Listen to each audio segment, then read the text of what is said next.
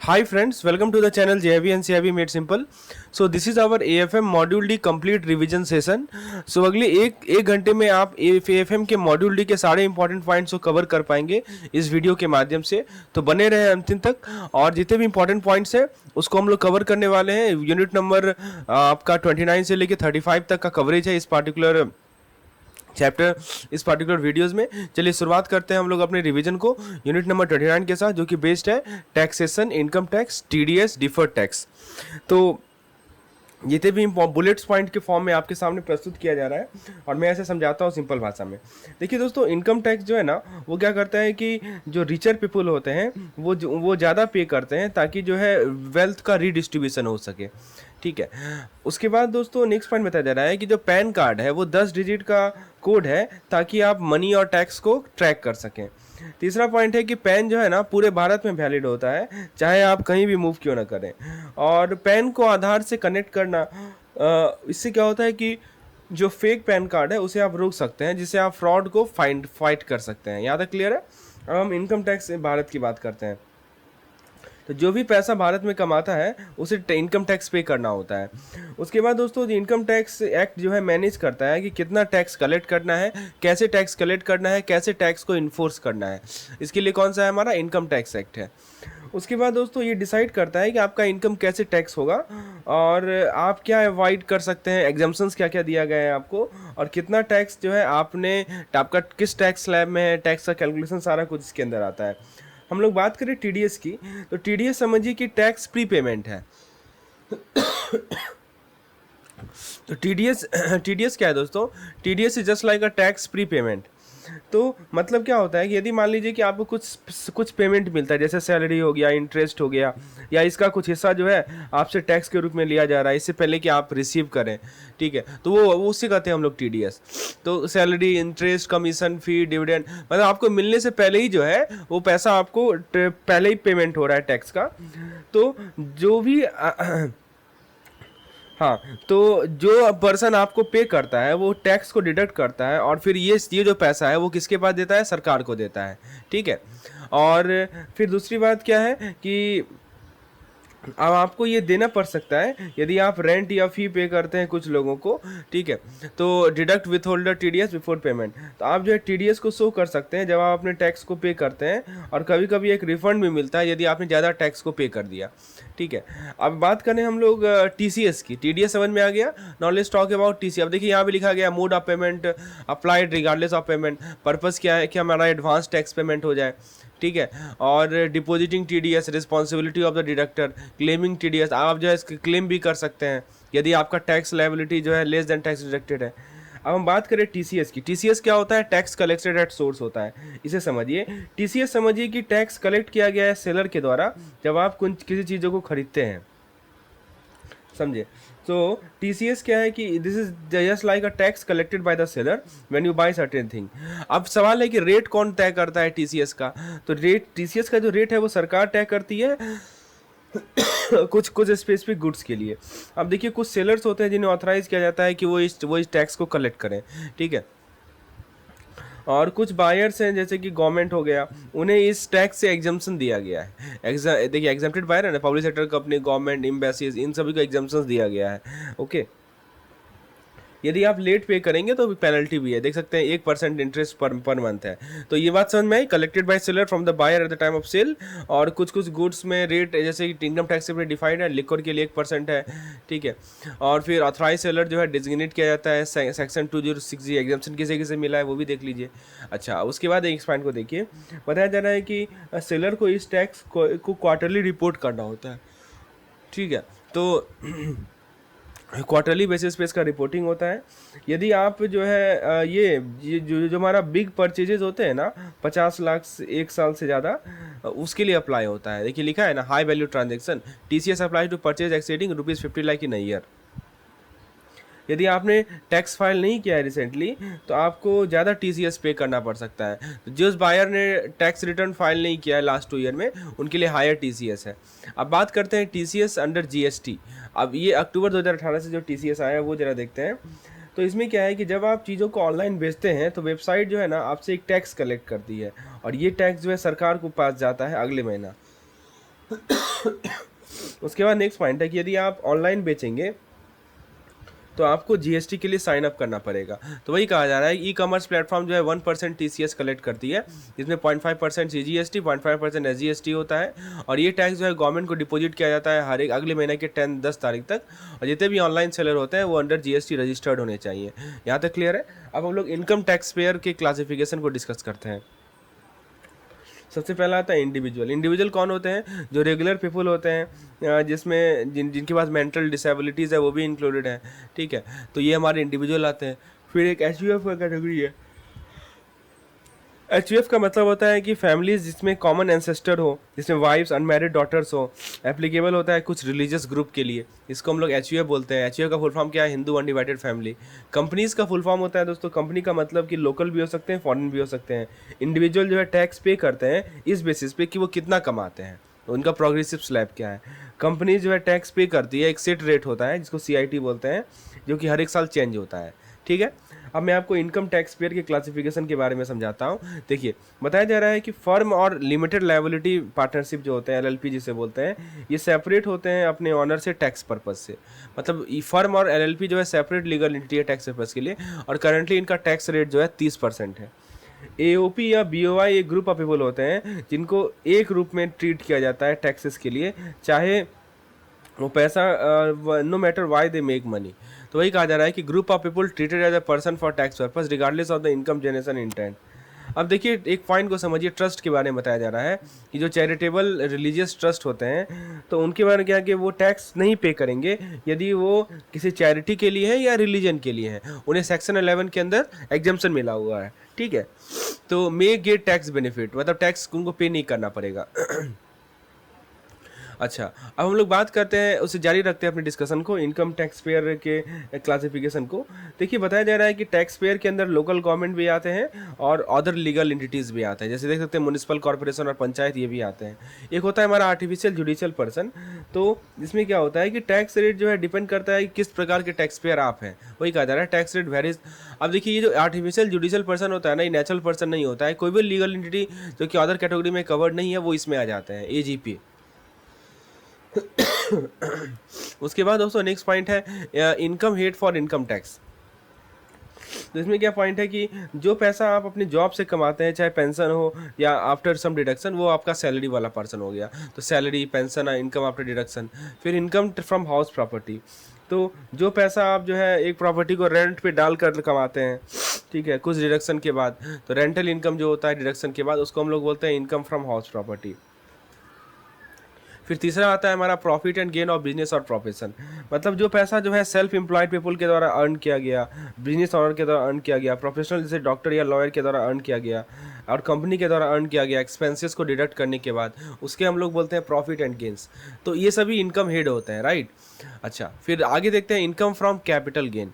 इसका मतलब क्या हुआ कि जो पैसा आप कमा रहे हैं स्टॉक बेचकर, प्रॉपर्टी बेचकर या इन्वेस्टमेंट को बेचकर, जितना आपने पे किया था उससे ज़्यादा, तो उस पर आप उसको कैपिटल गेन कहा जाता है। उस पर भी आपका टैक्स लगता है, वो भी टैक्सेबल है। इनकम फ्रॉम अदर सोर्स, मतलब जो पैसा आप चीज़ें में अर्न कर रहे हैं, जैसे कि मान लीजिए सेविंग पे इंटरेस्ट आपको मिला, फिक्स डिपॉजिट पे इंटरेस्ट आपको मिला, या लॉटरी विनिंग हुआ, तो इन सभी पे भी टैक्स लगता है। ये सभी टैक्सेबल हेड में आते हैं, इनकम हेड आते हैं। अब मैं आपको ग्रॉस टोटल इनकम के बारे में समझाता हूँ। ग्रॉस टोटल इनकम मतलब कितना पैसा आपने अर्न किया है इन सभी अलग अलग सोर्सेज से डिडक्शन से पहले, ठीक है, बिफोर डिडक्शन। तो समझ में आया आपको। अब मैं आपको समझाता हूँ कि इनकम टैक्स का एग्जम्पशन कैसे होता है। तो इनकम जो कि section 10 of the income tax act में मैंशनड है उसे इंक्लूड नहीं करना है, ठीक है। तो जो भी हमारे income tax act, IT act section 10 में लिस्टेड है इनकम, उसे हम लोग एग्जम्पशन देते हैं। जैसे एग्रीकल्चर अर्निंग, ठीक है, एक पार्टनर है जो कि जो partner part of the business profit, ठीक है, ट्रैवल अलाउंस, रिटायरमेंट बोनस और कुछ स्कॉलरशिप पेमेंट होता है, उसको हम लोग टैक्स के लिए काउंट नहीं करते हैं। तो ये कहाँ लिस्टेड है, सेक्शन नंबर 10 में लिस्टेड है, ये भी ध्यान में रखना है आपको। अब इनकम टैक्स डिडक्शन की बात करें तो देखिए दोस्तों बताया जा रहा है कि डिडक्शन से हेल्प करता है कि आप अपनी टोटल इनकम को कम कर सकते हैं, इसीलिए आपको कम टैक्स पे करना पड़ेगा। तो ये ग्रॉस इनकम को कम करता है, टैक्सेबल इनकम मिलता है। अब देखिए एक सेक्शन है एटीसी से लेके एटीयू, इसके अंदर क्या होता है कि बहुत तरीका ऑफर करता है कि आप टैक्सेबल इनकम को कम कर सकते हैं। ऐसे एग्जाम्पल के तौर पर जैसे मान लीजिए कि एटीसी के अंदर लाइफ इंश्योरेंस हो गया, पेंशन कॉन्ट्रीब्यूशन हो गया, इन्वेस्टमेंट हो गया, इन सभी का कैपिंग रहता है 1.5 लाख पे। और एटीडी के अंदर हेल्थ इंश्योरेंस का प्रीमियम आ जाता है, ठीक है। तो ये सभी सेक्शंस होते हैं एटीसी टू एटीडी एटीयू ये आपको बहुत सारे डिडक्शन को अलाउ करते हैं, ठीक है। वो तो ये मिनिमम सेक्शन याद रखिए। सी जो है हमारा 1.5 लाख का कैपिंग है, एटीडी में हेल्थ इंश्योरेंस का प्रीमियम है। उसके बाद एटीई में दोस्तों आपने जो एजुकेशन लोन पे इंटरेस्ट दे रखा है वो आता है। एटीजी में आपका चैरिटी में डोनेशन आता है, ठीक है। अब मैं आपको नए टैक्स रिजीम के बारे में समझाता हूँ, ठीक है। देखिए दोस्तों इसमें है सेक्शन नंबर 115 BAC। तो ये स्टार्ट हुआ था 2020 में, और जैसे मान लीजिए कि आप लोअर टैक्स रेट को पिक करते हैं, ठीक है, लेकिन दोस्तों कुछ डिडक्शन को लूज कर देंगे। जैसे कि हमारा एटीसी के अंदर जो डिडक्शन होता था उसको आप लूज कर देंगे, ठीक है। तो जो आप ये आप अलाउ करता है कि आप नए कंसेशनल टैक्स रेट को चूज कर सकते हैं, लेकिन जो कुछ डिडक्शन है एटीसी के अंदर यू कैन फॉरफिट दैट। और देखिए एक सेक्शन 115 BAA है, इसको 2019 में लाया गया था। ये क्या करता है कि डोमेस्टिक कंपनी को लोअर टैक्स रेट देता है जो कि 22% का होता है, यदि वो आपको सर्टेन टैक्स ब्रेक दें। तो यदि इसको चूज किया जाएगा तो आप इसको स्विच बैक नहीं कर सकते, ठीक है। तो ये कंपनी के लिए है और ये इंडिविजुअल के लिए है। तो इसमें क्या है कि it offers a reduce tax rate of 22% with condition for domestic companies opting out of existing exemption. मतलब जो भी डोमेस्टिक कंपनी को भी एग्जिस्टिंग एग्जम्पशन या इंसेंटिव मिल रहा था ना, उससे यदि ऑप्ट आउट कर दें तो उनका टैक्स रेट कम होकर 22% पे आ जाएगा। अब सवाल है कि किन्हें ITR भरना होता है भारत में, ये देखते हैं। पहला है रेजिडेंट इंडिविजुअल, यानी दोस्तों आपको टैक्स आप you need to fill tax return if your income. देखिए यदि आपका जो ग्रॉस इनकम है डिडक्शन से पहले वो एग्जाम्पशन लिमिट से ज़्यादा हो उस साल में, ठीक है, जो चाहे रेजिडेंट हो NRI हो, मतलब जो आपका ग्रॉस इनकम हुआ डिडक्शन से पहले वो it exceed the exemption limit for that year. तो जो एग्जाम्पशन लिमिट था उस साल का और उससे ज़्यादा आपका ग्रॉस इनकम है तो आप टैक्स रिटर्न भर सकते हैं। फिर आपको टैक्स रिफंड को क्लेम करने के लिए या फॉरवर्ड लॉस को कैरी ओवर करने के लिए, ठीक है, आप रिफंड क्लेम कर सकते हैं। कुछ फॉरेन एसेट के रेजिडेंट होते हैं, यदि आपके कोई एसेट है या फाइनेंशियल इंटरेस्ट है आउटसाइड इंडिया तो भी आप टैक्स रिटर्न भर सकते हैं। कंपनीज और फर्म की बात करें, ठीक है, तो कंपनीज और फर्म की बात करें तो मैंडेटरी है फिलिंग रिगार्डलेस ऑफ इनकम और लॉस। चाहे इनकम और लॉस हो कोई फर्क नहीं पड़ता आपको, तो मैंडेटरी है। रिटर्न रिवीजन तो ये अलाउ किया जाता है, टाइम लिमिट होता है मिस्टेक के लिए, ओमिशन के लिए। अब हम लोग फाइलिंग मेथड की बात करते हैं तो आपको समझ में आया कि कहाँ कहाँ टैक्स रिटर्न भरना पड़ता है। पहला पॉइंट क्या समझाया, आपको टैक्स फाइल करना पड़ेगा यदि इनकम जो है डिडक्शन से पहले वो जो लिमिट उस साल के लिए सेट किया गया है उससे ज़्यादा है, चाहे आप इंडिया में रहें चाहे अब्रोड में रहें। यदि आप एक टैक्स रिफंड चाह रहे हैं या चाह रहे हैं कि फॉरवर्ड लॉस को कैरी ओवर करें तो आप जरूर फाइल करें। अब मैं आपको समझाता हूँ कि इनकम टैक्स रिटर्न फॉर्म कौन कौन से होते हैं। तो एक तो ई फाइलिंग मेथड है, इलेक्ट्रॉनिकली फाइलिंग, और एक होता है पेपर रिटर्न। तो ये जो एबव 80 ईयर्स ओल्ड होते हैं उनके लिए परमिशन दिया गया है, ठीक है, और कोई बिजनेस या प्रोफेशनल इनकम ना हो। ITR के फॉर्म की बात करें तो ITR फॉर्म क्या करता है, आपके इनकम और टैक्सेस को टैक्स डिपार्टमेंट तक रिपोर्ट करता है। तो उसको यूज किया जाता है ताकि आप रिफंड के लिए मांग सके और आपके लॉसेस को ट्रैक कर सके। देखिए दोस्तों बहुत सारे फॉर्म्स को यूज़ किए जाते हैं based on your tax status and income. जो हमारा 2021-22 का टैक्स ईयर था तो उसमें ITR फॉर्म 127 को यूज़ किया जाता है, ठीक है। तो अब मैं आपको इनकम टैक्स असेसमेंट, रिफंड और रिकवरी के बारे में समझाता हूँ। टैक्स डिपार्टमेंट जो है आपके टैक्स रिटर्न को चेक करेगा, वो कैलकुलेट करेगा कि कितना टैक्स आपने लिया है और आपको रिफंड कितना मिला है, और वो आपसे पूछ सकता है आपके इनकम के बारे में, आपके डिडक्शन के बारे में क्लैरिफिकेशन ले सकता है। आउटकम क्या होता है, तो आपको पैसा वापस मिल जाएगा यदि आपने ज़्यादा टैक्स पे किया है। दूसरा पॉइंट ये है कि आपको एक बिल मिलेगा यदि आपने इफ़ द टैक्स और एक्सीड टैक्स पेड, मतलब आपने जितना टैक्स आपको लगा है वो तो आपको बिल मिलेगा, ठीक है। डिमांड नोटिस रेज होता है डिस्प्यूट रिजोल्यूशन क्या है कि आप आर्ग्यू कर सकते हैं, यदि आप चीज़ आप सोचते हैं कि गलत है, आप असेसमेंट को चैलेंज भी कर सकते हैं। अब मैं आपको डिफर्ड टैक्स के बारे में समझाता हूँ। देखिए दोस्तों, डिफर्ड टैक्स क्या है।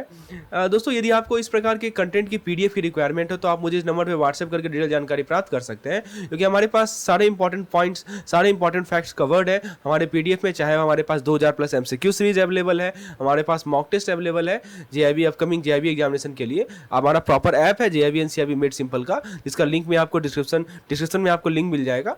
चलिए, अब हम लोग बात करते हैं कि difference in accounting versus taxes rule. क्या मतलब हुआ कि टैक्स रूल और अकाउंटिंग रूल अलग अलग हो सकता है, ठीक है।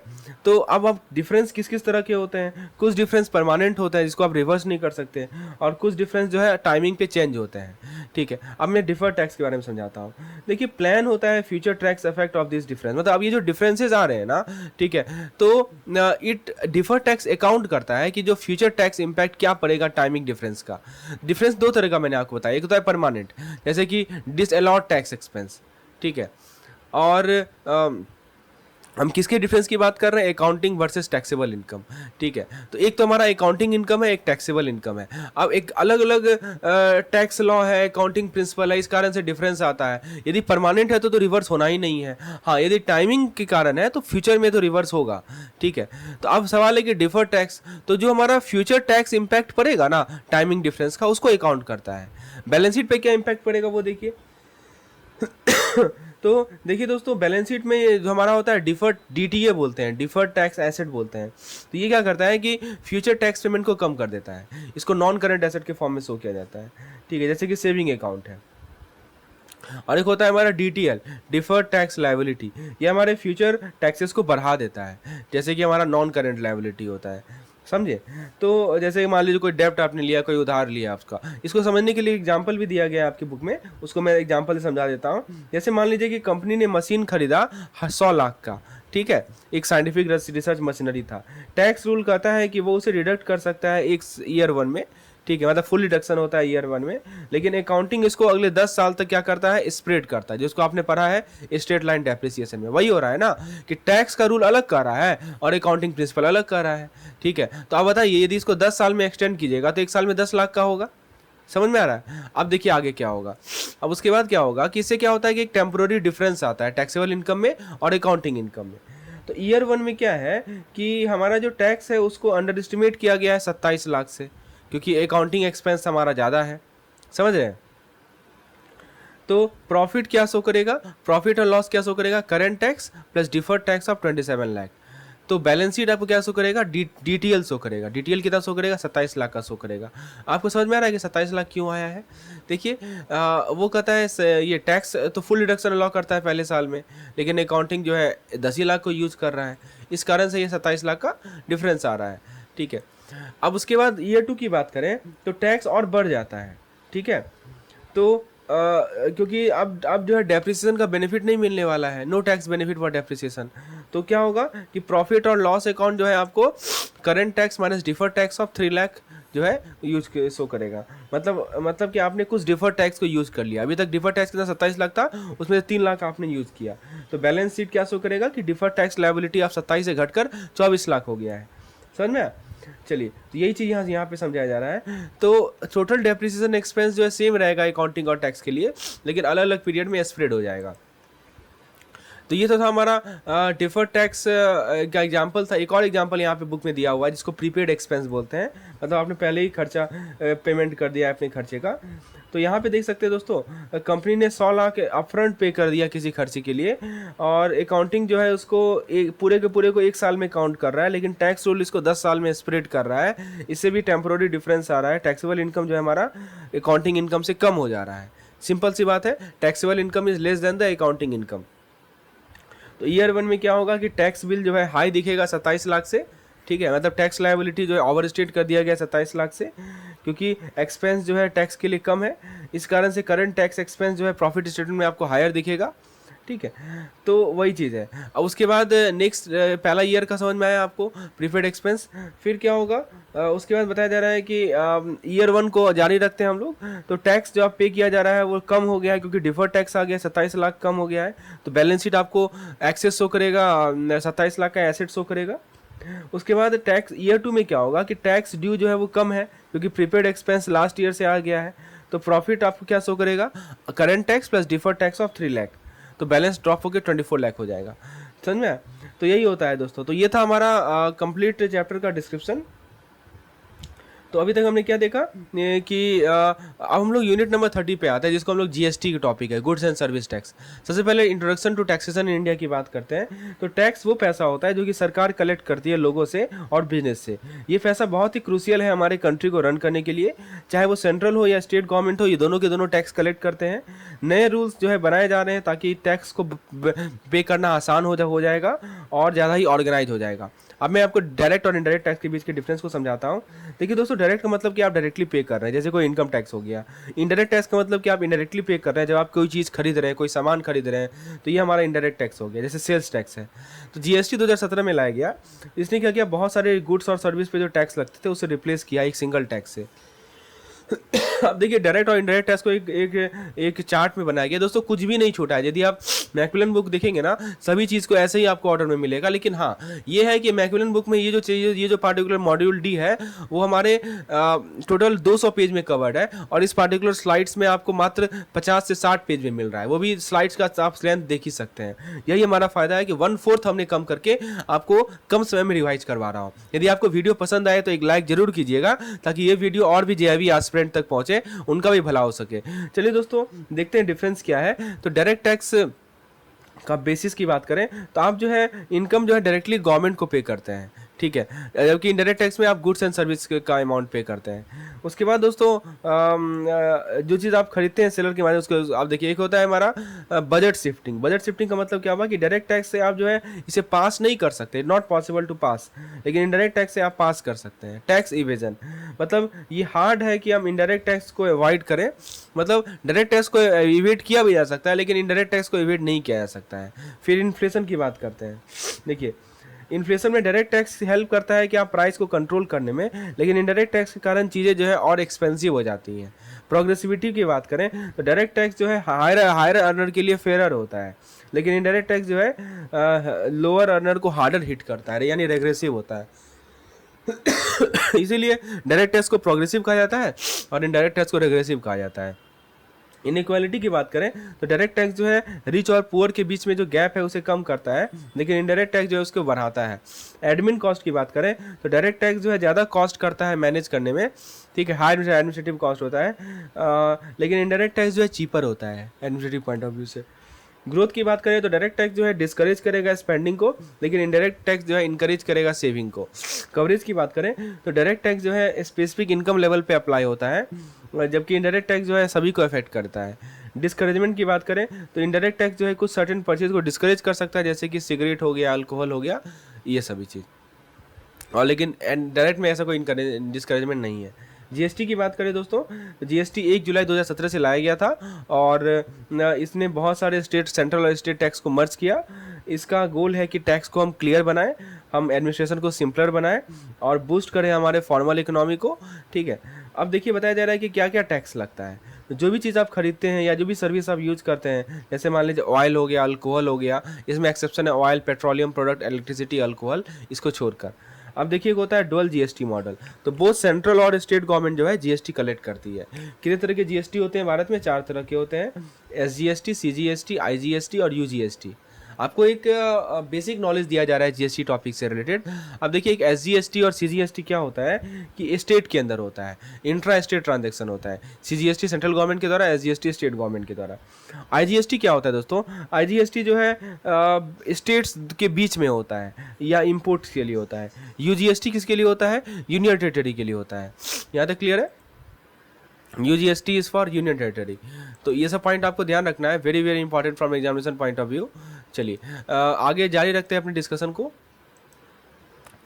उसके बाद दोस्तों बताया जा रहा है कि डेस्टिनेशन बेस्ड टैक्स पे किया जाएगा जहाँ पे आप चीज़ों को यूज करेंगे, ना कि जहाँ से वो बनाया गया है, टैक्स कहाँ पे किया जाएगा? जिस स्टेट में जहाँ पे गुड्स एंड सर्विस को कंज्यूम किया जा रहा है, प्रोडक्शन स्टेट में नहीं होता है, ये चीज़ ध्यान रखिएगा। जीएसटी काउंसिल की बात करें तो एक ग्रुप होता है जो कि डिसाइड करता है कि जीएसटी का रूल क्या होगा, और इस ग्रुप को फाइनेंस मिनिस्टर के द्वारा हेड किया जाता है। और इनपुट टैक्स क्रेडिट क्या होता है दोस्तों, कि मतलब कि बिजनेस जो है ना, टैक्स जो उन्होंने पे किया है उसे सब्ट्रैक्ट कर सकते हैं उन चीज़ों पे जो कि उन्होंने टैक्स पे खरीदा है। जो कि देखिए सिंपल सी बात है, एक तो है कि business can deduct tax paid on input from the tax collected on output. मतलब देखिए जो भी टैक्स इन्होंने बिजनेस ने उन चीज़ों पे पे किया है जो कि उन्होंने टैक्स पे खरीदा है, ठीक है, बेचने पे जो टैक्स लगा और खरीदने पे जो टैक्स लगा उसको डिडक्ट कर सकते हैं। इससे क्या होता है कि बिजनेस जो है लेस टैक्स ओवरऑल पे करते हैं। अब सवाल है कि जीएसटी कौन कौन पे करता है भारत में, वो जरा देखते हैं। यूजुअली जो सेलर पे करता है, ठीक है, जो गुड्स का सप्लायर है या सर्विसेज का सप्लायर है वो जीएसटी पे करता है। इसमें एक्सेप्शन क्या है, कभी कभी बायर से पे करता है, जैसे कि आप देख सकते हैं यहाँ पे कि इम्पोर्ट एंड स्पेसिफिक सप्लाई हो तो रेसिपिएंट पे करते हैं, इंट्रा स्टेट सर्विस सप्लाई हो ई कॉमर्स ऑपरेटर पे करते हैं, गवर्नमेंट डिपार्टमेंट हो तो टीडीएस कलेक्ट किया जाता है वेंडर पेमेंट से, ई कॉमर्स ऑपरेटर हो तो टीसीएस कलेक्ट किया जाता है कुछ सप्लाईज पे। तो ये सभी एक्सेप्शंस है, लेकिन अदरवाइज जो है हमारा सप्लायर ही पे करता है। और लिमिट क्या है दोस्तों, कुछ बिजनेस जो है 40 लाख से जो कम होते हैं, यानी कि कुछ जगह 10 लाख का दिया गया है, उन्हें रजिस्टर नहीं करना है, ना ही जीएसटी पे करना है, ये लिमिट है, ठीक है। अब देखिए सवाल है कि when does GST apply in India, GST कब अप्लाई होता है भारत में, वो जरा देखते हैं। देखिए दोस्तों, आपको जीएसटी तब पे करना है जब आप जो है when you get paid for something, मतलब आपको पेमेंट मिल रहा है गुड्स एंड सर्विसेज का, ठीक है, या मान लीजिए कि आप एक इनवॉइस इशू कर रहे हैं, या मान लीजिए कि आप जो है गुड्स या सर्विस को कंप्लीट कर रहे हैं सप्लाई को, तब आपको जीएसटी पे करना है। तो जीएसटी 3 कंडीशन में पे करना है, you get paid for something, आपको पेमेंट मिल रहा है, आप जो है इनवॉइस इशू कर रहे हैं, या आप जो है फिनिश कर रहे हैं जो गुड्स या सर्विस को प्रोवाइड करना। अब देखिए ज़्यादा से ज़्यादा इन्फॉर्मेशन के लिए सेक्शन 12 और सेक्शन 13 है सीजीएसटी एक्ट का, उसमें डिटेल लिखा गया है। अब सवाल है कि किसे जो है जीएसटी रिटर्न फाइल करना है। अब रिटर्न की बात हो रही है, देखिए सबसे पहले है कि जो भी जीएसटी के अंदर रजिस्टर्ड है वो ज़रूर करे, लेकिन डिपेंड करता है किस तरह का बिजनेस है, ठीक है। अब फ्रीक्वेंसी कितना होना चाहिए, तो मंथली होना चाहिए, क्वार्टरली होना चाहिए, कुछ बहुत सारे के लिए टर्नओवर पे भी डिपेंड करता है, टाइप ऑफ बिजनेस पे भी डिपेंड करता है। अब देखिए इसमें ना इनपुट सर्विस डिस्ट्रीब्यूटर के लिए मंथली है, टीडीएस टीसीएस कलेक्टर के लिए मंथली है, नॉन रेजिडेंट टैक्सेबल पर्सन के लिए पर एक्टिविटी पीरियड है। अब रिटर्न्स की टाइप की बात करें तो दोस्तों बहुत तरह का होता है रिटर्न्स का type, depending on the situation. यदि एक 1.5 करोड़ से ज़्यादा का टर्नओवर है तो GST R1 and GST 3R भी मंथली बेसिस पे, और 1.5 करोड़ से कम का टर्नओवर है तो जीएसटी R1 क्वार्टरली और जीएसटी 3R भी मंथली या क्वार्टरली। और मैनुअल एंट्री रिक्वायर होता है जीएसटी R1 फॉर्म में, मतलब मैनुअली आपको इंटर करना पड़ता है, ठीक है। यदि आप मान लीजिए कि लेट फाइल करेंगे तो आपको वहाँ पेनल्टी भी लगता है, ठीक है। अब हम बात करते हैं जीएसटी का क्या एडवांटेज है। पहला एडवांटेज है कि कन्फ्यूजन बहुत कम है, आसान है इसे फॉलो करना। उसके बाद चीपर प्रोडक्ट है, प्रोडक्शन कॉस्ट जो है ड्रॉप करता है, जिससे क्या होता है कि प्राइजेस कम होते हैं। फिर नेक्स्ट पॉइंट है हमारा कि मोर पीपल पेइंग, अच्छा कॉम्प्लाइंस मिलता है, मतलब ज़्यादा मनी होता है गवर्नमेंट सर्विसेज के लिए। और फिर उसके बाद ये सिंपल है, ट्रांसपेरेंट है, आसानी से रजिस्टर्ड हो सकता है, ठीक है। ये सभी इसके एडवांटेजेस हैं। इसके बाद हमारा नेक्स्ट पॉइंट है कि challenges of GST for bank in India. तो देखिए दोस्तों, सबसे पहला है कि पेपर वर्क बढ़ गया है, ठीक है, और कॉम्प्लाइंस का बर्डन भी बढ़ गया है। मतलब क्या हो रहा है समझिए, सबसे बड़ा चैलेंज ये है कि बैंक को रजिस्टर्ड करना पड़ता है separately in each state and file more detail tax return more often, ठीक है। और दूसरा क्या हो रहा है कि वो फुल टैक्स क्रेडिट भी क्लेम नहीं कर सकते हैं, ठीक है। जो फुल टैक्स क्रेडिट है अपने एक्सपेंस पे वो क्लेम नहीं कर सकते, जिस कारण से चीज़ें जो है उनके लिए भारी हो जाती हैं। तो 50% reversal require on all input tax credit, raising cost of capital बढ़ जाता है, ठीक है। तो देखिए हम बात करें बैंक के लिए क्या चैलेंज है जीएसटी का, वो मैं आपको बता रहा हूँ कि सेपरेटली रजिस्टर्ड करना पड़ता है प्रत्येक स्टेट में, ठीक है। और फिर उसके बाद दोस्तों और भी चैलेंजेस हैं, आप देख सकते हैं। दूसरा चैलेंज ये है कि प्रत्येक बैंक ब्रांच को एक्सप्लेन करना पड़ता है अपने टैक्सेस को स्टेट गवर्नमेंट को, ठीक है। Each state branch need to justify tax charges, ये कॉम्प्लेक्सेशन बढ़ गया है। दूसरा ये है कि बहुत सारे स्टेट जो है चीज़ों को अलग अलग तरह से देखते हैं, जिस कारण से डिलेज होता है, बैंक के लिए कन्फ्यूजन होता है, ठीक है। दूसरा पॉइंट है कि हमारा जो और भी चैलेंजेस हैं, पहले देखिए कस्टमर को ट्रैक करना, ठीक है, ये भी बहुत बड़ा चैलेंज है। क्या है मतलब कि बैंक जो है हार्ड फाइंड करते हैं ये जानने के लिए कि उनका कस्टमर कहाँ है, क्योंकि ऑनलाइन बैंकिंग आ गया है। उसके बाद रिमोट सर्विसेज, मतलब बैंक जिनके पास सेंट्रलाइज ऑपरेशन है वो स्ट्रगल करते हैं इस नए रूल के अंदर। नया टैक्स आ गया है, मतलब जैसे कि बिल डिस्काउंटिंग, फीस, इन सभी को ज़्यादा टैक्स दिया जा रहा है। फिर कॉस्ट बढ़ गया है दोस्तों, मतलब कि बैंक जो है मोर ज़्यादा टैक्स पे करती है, जैसे कि क्रेडिट कार्ड के फीस हो गए उन सभी पे। ठीक है, और पेपर वर्क भी बढ़ गया है। जो बैंक ब्रांच के बीच का ट्रांजैक्शन होता है उसके लिए एक्स्ट्रा पेपर वर्क चाहिए, उसके लिए एक्स्ट्रा कॉस्ट लगता है। समझ में आ रहा है? तो ये सभी बैंक के लिए बहुत बड़ा चैलेंज है जीएसटी।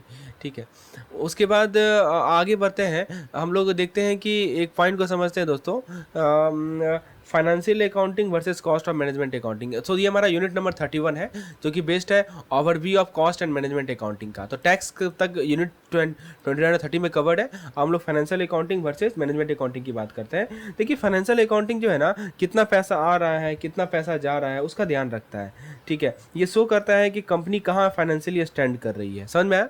ठीक है, और कॉस्ट और मैनेजमेंट अकाउंटिंग जो है ना, मनी फ्लो के बियॉन्ड जाता है, कि कंपनी को हेल्प करता है कि वो रिसोर्सेज को बेटर तरीके से यूज करे और स्मार्टर डिसीजन ले सके।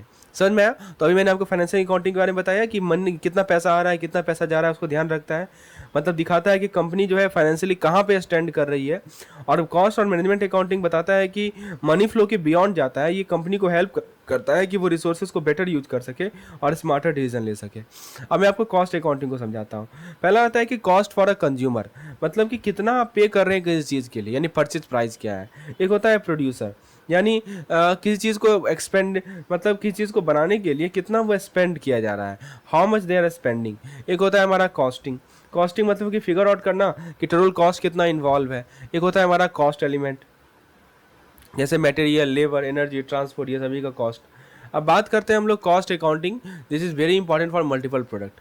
देखिए दोस्तों, सिंगल प्रोडक्ट में आसान है फिगर आउट करना कॉस्ट को, यानी टोटल कॉस्ट को डिवाइड कर दीजिए कितने कितने आइटम बने हैं, यानी कितने यूनिट प्रोड्यूस हुए, तो आपको सिंगल प्रोडक्ट का मिल जाएगा।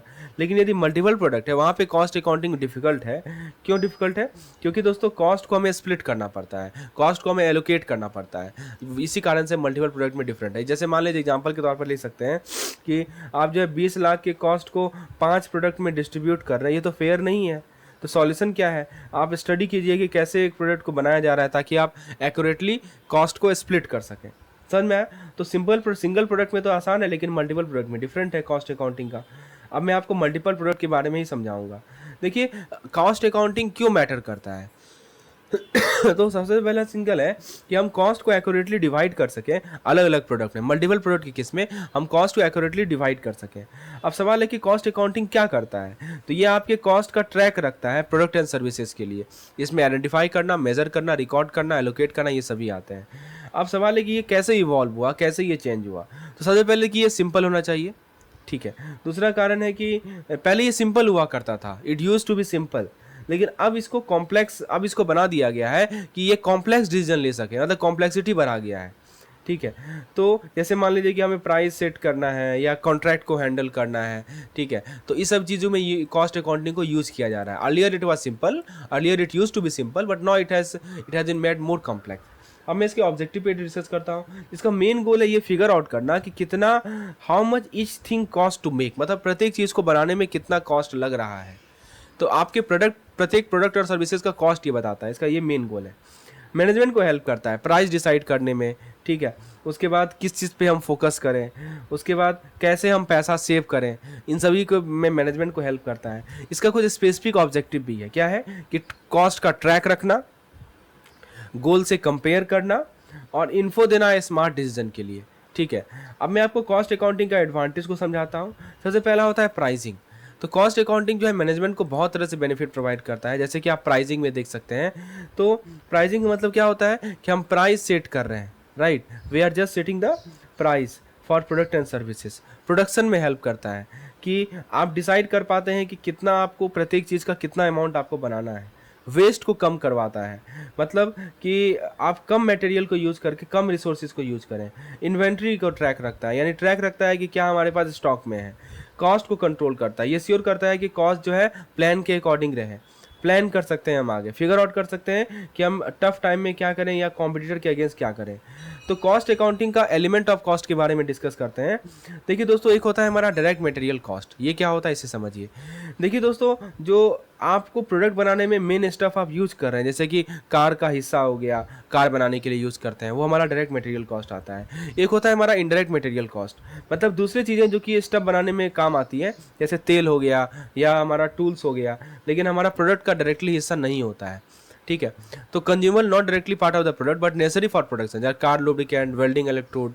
तो बेसिकली यही हमारा क्लासिफिकेशन है कॉस्ट अकाउंटिंग का, एलिमेंट ऑफ कॉस्ट। एक होता है डायरेक्ट मटेरियल कॉस्ट, एक होता है इनडायरेक्ट मटेरियल कॉस्ट। मतलब समझ में आ गया होगा आपको। अब देखिए उसके बाद कुछ और एलिमेंट ऑफ कॉस्ट के बारे में बताया जा रहा है, जैसे कि लेबर कॉस्ट है। लेबर कॉस्ट में भी एक डायरेक्ट कॉस्ट होता है, मतलब आपने वर्कर के लिए डायरेक्टली पे किया है, जो कि वो वर्कर जो कि प्रोडक्ट को डायरेक्टली बना रहे हैं उनका आपने पेमेंट किया। एक होता है इनडायरेक्ट लेबर कॉस्ट, मतलब दूसरे वर्कर जिन्होंने हेल्प किया, जो कि डायरेक्टली जो है प्रोडक्ट को नहीं बना रहे हैं, उनका कॉस्ट जो होता है हमारा इनडायरेक्ट लेबर कॉस्ट में आता है। ठीक है, जैसे एग्जांपल के तौर पर जो हमारा कार असेंबली लाइन वर्कर होते हैं वो डायरेक्ट लेबर कॉस्ट में आते हैं, लेकिन जो कार फैक्ट्री सिक्योरिटी गार्ड होते हैं वो इनडायरेक्ट लेबर कॉस्ट में आते हैं। एक्सपेंसेस की बात करें तो एक होता है हमारा डायरेक्ट एक्सपेंस, यानी मान लीजिए कि जो भी चीज़ें हमारे प्रोडक्ट को बनाने से रिलेटेड हैं उनका जो कॉस्ट है वो हमारा डायरेक्ट एक्सपेंस हो गया। जैसे आप किसी कार के मॉडल को डिज़ाइन कर रहे हैं, समझ में आया? मतलब जो कॉस्ट किसी स्पेसिफिक चीज़ से रिलेटेड है for making the product. Indirect expense क्या होता है? जो कॉस्ट जिनको आप डायरेक्टली टाई नहीं कर सकते एक स्पेसिफिक चीज़ से, उसको हम लोग इनडायरेक्ट कॉस्ट बोलते हैं, जैसे car factory rent, taxes, insurance etcetera. अब एलिमेंट ऑफ कॉस्ट में और भी पॉइंट देखते हैं। एक होता है हमारा बिहेवियर क्लासिफिकेशन। तो सबसे पहला क्या है? प्रोडक्शन वॉल्यूम और एसोसिएशन। फिक्स कॉस्ट में क्या आता है कि ये सेम रहेगा चाहे आप कितना भी प्रोडक्ट क्यों ना बना रहे, इट स्टेज द सेम, जैसे फैक्ट्री इंश्योरेंस। वेरिएबल कॉस्ट क्या होता है? ये बढ़ता है घटता है आप चीज़ों को बनाने से, जैसे कार इंजन। कुछ होता है सेमी वेरिएबल कॉस्ट, मतलब कि ये बीच का होता है, वो भी चेंज भी हो सकता है लेकिन उतना भी चेंज नहीं होता जितना हम चेंज करेंगे, जैसे कि फैक्ट्री एडमिनिस्ट्रेटिव स्टाफ कॉस्ट। अब हम लोग बात करते हैं कॉस्ट सेंटर के बारे में। कॉस्ट सेंटर समझिए कि हमारी कंपनी का एक स्मॉल पार्ट होता है, एक स्मॉल छोटा सा हिस्सा होता है जहाँ पे हम अपने कॉस्ट को ट्रैक करते हैं। It is just a small part of a company where we track our cost. अब सवाल है कि है क्या ये? तो ये स्पेसिफिक डिपार्टमेंट हो सकता है जहाँ पे हम कार फैक्ट्री में मान लीजिए ब्रेक बना रहे हैं, या मान लीजिए एक सिंगल बैंक ब्रांच भी हो सकता है। ठीक है ना, यहाँ एग्जांपल के तौर पे आप देख सकते हैं। अब कॉस्ट अकाउंटिंग में कॉस्ट सेंटर के बारे में जारी रखते हैं डिस्कशन। अब टाइप ऑफ कॉस्ट सेंटर की बात करें, एक होता है प्रोडक्टिव सेंटर।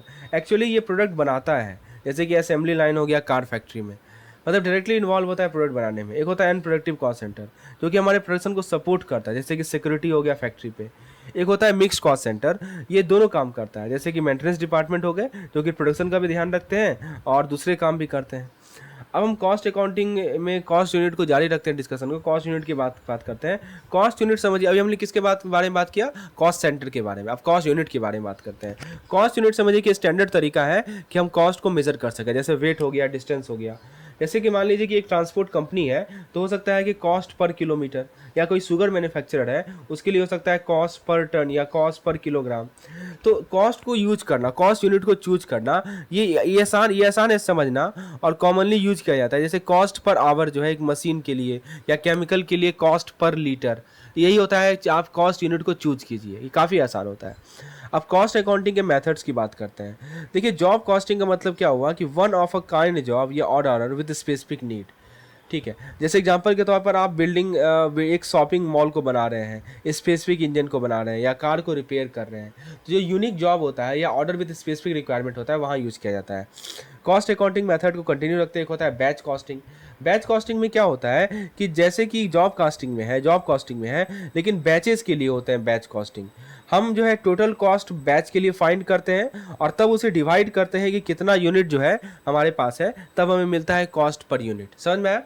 तो आपने टोटल बैचेस का कॉस्ट निकाला, उसको नंबर ऑफ प्रोडक्ट से डिवाइड किया तो आपको मिला कितना यूनिट्स है।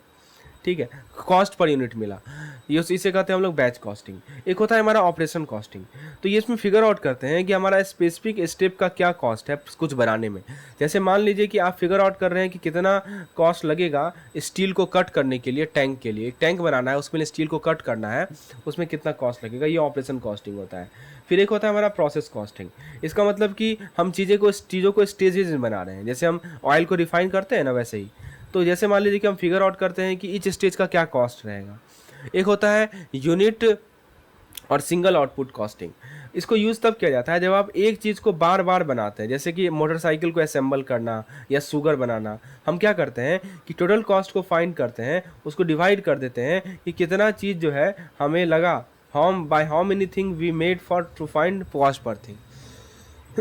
टोटल कॉस्ट को डिवाइड कर दीजिए कितना चीज़ हमने बनाया, तब हमको पता चलेगा कि पर थिंग का कॉस्ट क्या है। उसके बाद आता है सर्विस कॉस्टिंग। सर्विस कॉस्टिंग का मतलब क्या होता है कि जैसे कि हम कोई चीज़ बना रहे हैं लेकिन हम सर्विसेज के लिए बना रहे हैं, जैसे हम इलेक्ट्रिसिटी प्रोवाइड कर रहे हैं, वाटर प्रोवाइड कर रहे हैं, हम फिगर आउट करते हैं टोटल कॉस्ट को, फिर डिवाइड करते हैं कि कितना सर्विस हमने प्रोवाइड किया, इससे हमें मिल जाएगा सर्विस कॉस्टिंग। एक होता है हमारा मल्टीपल या कंपोजिट कॉस्टिंग। इसमें क्या होता है कि हम कॉम्प्लिकेटेड चीज़ें बनाते हैं जिसमें अलग अलग हिस्सा होता है। It is use for making the complicated things which having different parts. जैसे मान लीजिए एयरप्लेन बना रहे हैं, यहाँ पे हम लोग अलग कॉस्टिंग मेथड को यूज़ करते हैं, ठीक है। उसके बाद हमारा जो नेक्स्ट टाइप ऑफ कॉस्टिंग आता है वो होता है डिपार्टमेंटल कॉस्टिंग। मतलब हम फिगर आउट करें कितना प्रत्येक डिपार्टमेंट एक कंपनी का एक डिपार्टमेंट कितना खर्चा कर रहा है। एक होता है हमारा हिस्टोरिकल कॉस्टिंग, मतलब कैलकुलेट करता है कि कॉस्ट को होने के बाद, कॉस्ट खर्चा हो गया उसके बाद कैलकुलेट करना। ये करंट कॉस्ट को कंट्रोल करने में यूजफुल नहीं होता है, लेकिन फ्यूचर को प्लान करने में बहुत यूजफुल होता है। एक होता है हमारा स्टैंडर्ड कॉस्टिंग। स्टैंडर्ड कॉस्टिंग क्या करता है कि एक स्टैंडर्ड कॉस्ट सेट करता है उन चीज़ों के लिए और फिर उसको रियल कॉस्ट से कंपेयर करता है ताकि ये देखने के लिए कि हम कहाँ पैसा बचा सकते हैं। फिर एक होता है मार्जिनल कॉस्टिंग। ये देखता है कि how much it cost to make one more thing, एक और चीज़ बनाने के लिए कितना खर्चा होगा, और इससे हम समझ सकते हैं कि कैसे प्रॉफिट बदलेगा जब हम एक ज़्यादा बनाएंगे या कम बनाएंगे। एक होता है यूनिफॉर्म कॉस्टिंग। ये श्योर करता है कि सभी लोग जो है सेम कॉस्ट मेथड को यूज करें ताकि हम कंपेयर कर सकें कि कितना अच्छा कंपनी जो है कर रही है। फिर एक होता है हमारा डायरेक्ट कॉस्टिंग। ये क्या करता है कि जो कॉस्ट हमारे डायरेक्टली प्रोडक्ट बनाने में जा रहे हैं उसे ही ऐड करेगा। जो भी चीज़ anything else is counted as profit for that period, बाकी चीज़ों को हम लोग प्रॉफिट के रूप में काउंट करते हैं। एक होता है हमारा एब्जॉर्प्शन कॉस्टिंग। ये क्या करता है, जितने भी कॉस्ट रहते हैं सभी को जोड़ देता है, चाहे डायरेक्ट हो या इनडायरेक्ट हो, ठीक है। अब एक होता है हमारा एक्टिविटी बेस्ड कॉस्टिंग, शॉर्ट में उसे एबीसी बोलते हैं। ये देखता है कि हाउ मच, कितना अलग अलग एक्टिविटी का कॉस्ट है, और इन सभी कॉस्ट को वो असाइन करता है प्रोडक्ट पे based on how much they use each activity. इससे आप फिगर आउट कर सकते हैं कि कॉस्ट को एक्यूरेटली फिगर आउट कर सकते हैं और बेटर डिसीजन ले सकते हैं। मैं फिर से रिपीट कर दूं एबीसी के बारे में। आप देखते हैं कि अलग अलग एक्टिविटीज़ का क्या कॉस्ट है और उन सभी कॉस्ट को असाइन करते हैं प्रोडक्ट के लिए based on how much they use etch activity. अब मैं आपको समझाता हूं कि कॉस्ट अकाउंटिंग और फाइनेंशियल अकाउंटिंग स्टैंडर्ड के बीच में क्या अंतर होता है। देखिए, फाइनेंशियल अकाउंटिंग स्टैंडर्ड के द्वारा ये श्योर किया जाता है कि सभी लोग अपने फाइनेंस को एक ही तरह से रिपोर्ट करें, खासकर जो लोग हमारे कंपनी के बाहर हैं। एक होता है हमारा CAS, जिसको हम लोग कॉस्ट अकाउंटिंग स्टैंडर्ड बोलते हैं। तो ये रूल है जो कि Indian institute of cost accountant के द्वारा बनाया गया है, ICOAI बोलते हैं इसे, फुल फॉर्म याद रखिएगा। तो ये जो है ना मैनेजर्स के लिए होता है इन कंपनी के अंदर, ताकि वो चीज़ों को हेल्प कर सके, जैसे कि प्राइसिंग से रिलेटेड या कॉस्ट को मैनेजमेंट से रिलेटेड। इसका ऑब्जेक्टिव क्या है ICOAI का? तो देखिए, ऑब्जेक्टिव ये है कि इसका एम है कि ये श्योर करना कि भारत में सभी लोग जो है सेम कॉस्ट अकाउंटिंग रूल को फॉलो करें, जो कि हेल्प करेगा रिकॉर्ड रखने में, रेगुलेशन को फॉलो करने में और कॉस्ट को इफेक्टिवली मैनेज करने में। एक्सपर्ट क्या करते हैं कि भारत का प्रैक्टिस को कंपेयर करते हैं वर्ल्ड के बेस्ट के साथ, ताकि रूल को बना सकें। और ये जो हमारा CASB है ना, CASB क्या होता है, कॉस्ट अकाउंटिंग स्टैंडर्ड बोर्ड, तो ये इन सभी रूल्स को इशू करता है और अभी तक जो है 24 स्टैंडर्ड बन चुके हैं, ठीक है। अब देखिए डिफरेंस यहाँ बताया जा रहा है दोनों के बीच में। तो सबसे पहले यदि हम बात करें, देखिए फाइनेंसिंग अकाउंटिंग का मतलब ये हुआ कि आप आउटसाइड वर्ल्ड को रिपोर्ट कर रहे हैं, ये मैंडेटरी है, ये इसका फोकस होता है ओवरऑल प्रॉफिट पे, ठीक है। और ये जो है एक्चुअल नंबर को यूज़ करता है। हम लोग इसकी बात कर रहे हैं फाइनेंसिंग अकाउंटिंग की। कॉस्ट अकाउंटिंग का क्या है कि मैनेजर का टूल है, ये फ्लेक्सिबल है, इसका फोकस होता है इंडिविजुअल कॉस्ट पे और प्लानिंग पे, और ये एस्टिमेट को यूज़ करता है। तो देखिए पर्पस भी लिखा हुआ है, it meets legal requirement, focus क्या overall profit loss, quarterly, half yearly, annually, transaction external होता है, डेटा एक्चुअल फिगर होता है।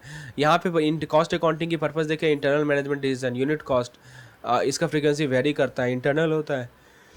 तो ये आपको डिफरेंस समझ में आ गया, दोनों के बीच में क्या डिफरेंस है। चलिए अब मैं आपको मैनेजमेंट अकाउंटिंग के ऑब्जेक्टिव के बारे में समझाता हूँ। तो मैनेजमेंट अकाउंटिंग मैनेजर को हेल्प करता है कि वो चीज़ों को स्मूथली रन कर सके, उनको प्लानिंग से रिलेटेड, डिसीजन से रिलेटेड इन्फॉर्मेशन प्रोवाइड करेगा और रिसोर्सेज को कैसे वाइजली यूज करें इसके बारे में जानकारी प्रोवाइड करेगा। तो मैनेजमेंट अकाउंटिंग इंटरनल यूज के लिए होता है, ठीक है। तो एक्सटर्नल डिस्क्लोजर बहुत ही लिमिटेड होता है, इंटरनल यूज के लिए होता है, ठीक है। लेकिन कभी कभी शेयर होल्डर के साथ भी शेयर किया जाता है। ये समझिए कि बैक स्टेज प्लेबुक है शो को रन करने के लिए। यदि हम इसके स्कोप की बात करें तो देखिए दोस्तों, मैनेजमेंट अकाउंटिंग जो है ना, नंबर के बियॉन्ड जाता है, it goes beyond the number, ठीक है। उसके बाद क्या बताया जा रहा है कि ये बहुत सारे टूल्स को यूज़ करता है, बहुत सारे टेक्निक को यूज़ करता है ताकि मैनेजर प्लान कर सके, एनालाइज कर सके और बिजनेस के परफॉर्मेंस को इम्प्रूव कर सके, ठीक है। और ये टीम को गाइड करता है सक्सेस के लिए, राइट। और ये ट्रैक रखता है कैसे गेम प्लान क्या रहेगा, कुछ एडजस्टमेंट करना है तो वो एडजस्टमेंट करवा देगा, ठीक है। मैनेजमेंट प्लान के बारे में और भी पॉइंट बताया जा रहा है कि मैनेजमेंट अकाउंटिंग के पास बहुत सारे टूल्स होते हैं, टेक्निक्स होते हैं जो कि टेलर्ड होता है बिजनेस को हेल्प करने में, स्मार्ट डिसीजन लेने में, फाइनेंशियल एक्टिविटी प्लान करना है, डिसीजन मेकिंग टूल यूज़ करें जैसे कि ब्रेक इवन एनालिसिस, ठीक है। तो ये सभी मेथड्स हेल्प करते हैं कि आप राइट कोर्स ले सके कंपनी के सक्सेस के लिए, ठीक है। अब देखिए cost accounting versus management accounting के बारे में बताया जा रहा है। अच्छा, एक और पॉइंट देख लीजिए, मैनेजमेंट अकाउंटिंग एक टूल बॉक्स प्रोवाइड करता है जिसमें टेक्निक होते हैं ताकि बिजनेस जो है डिसीजन ले सके। आपको फाइनेंशियल स्टेटमेंट एनालाइज करना है, आपको स्टैटिस्टिकल मेथड को यूज़ करना है ताकि टेलर रिपोर्ट क्रिएट कर सके अलग अलग मैनेजमेंट लेवल के लिए। तो ये सभी टूल्स हेल्प करेंगे ताकि आप कॉम्प्लेक्सिटी को नेविगेट कर सकें। कॉस्ट अकाउंटिंग और मैनेजमेंट अकाउंटिंग में क्या डिफरेंस है वो जरा देख लीजिए। देखिए कॉस्ट अकाउंटिंग समझिए कि हम स्पेसिफिक कॉस्ट पे जूम कर रहे हैं ताकि समझ पाए कि उनका इम्पैक्ट क्या पड़ेगा प्रोडक्ट या सर्विस पे। लेकिन मैनेजमेंट अकाउंटिंग जूम आउट करता है, जूम इन जूम आउट, समझ रहे हैं। देखिए जूम इन कहाँ हो रहा है, कॉस्ट अकाउंटिंग में, ताकि हम समझ पाए कि कॉस्ट का क्या इंपैक्ट पड़ेगा प्रोडक्ट और सर्विस पे।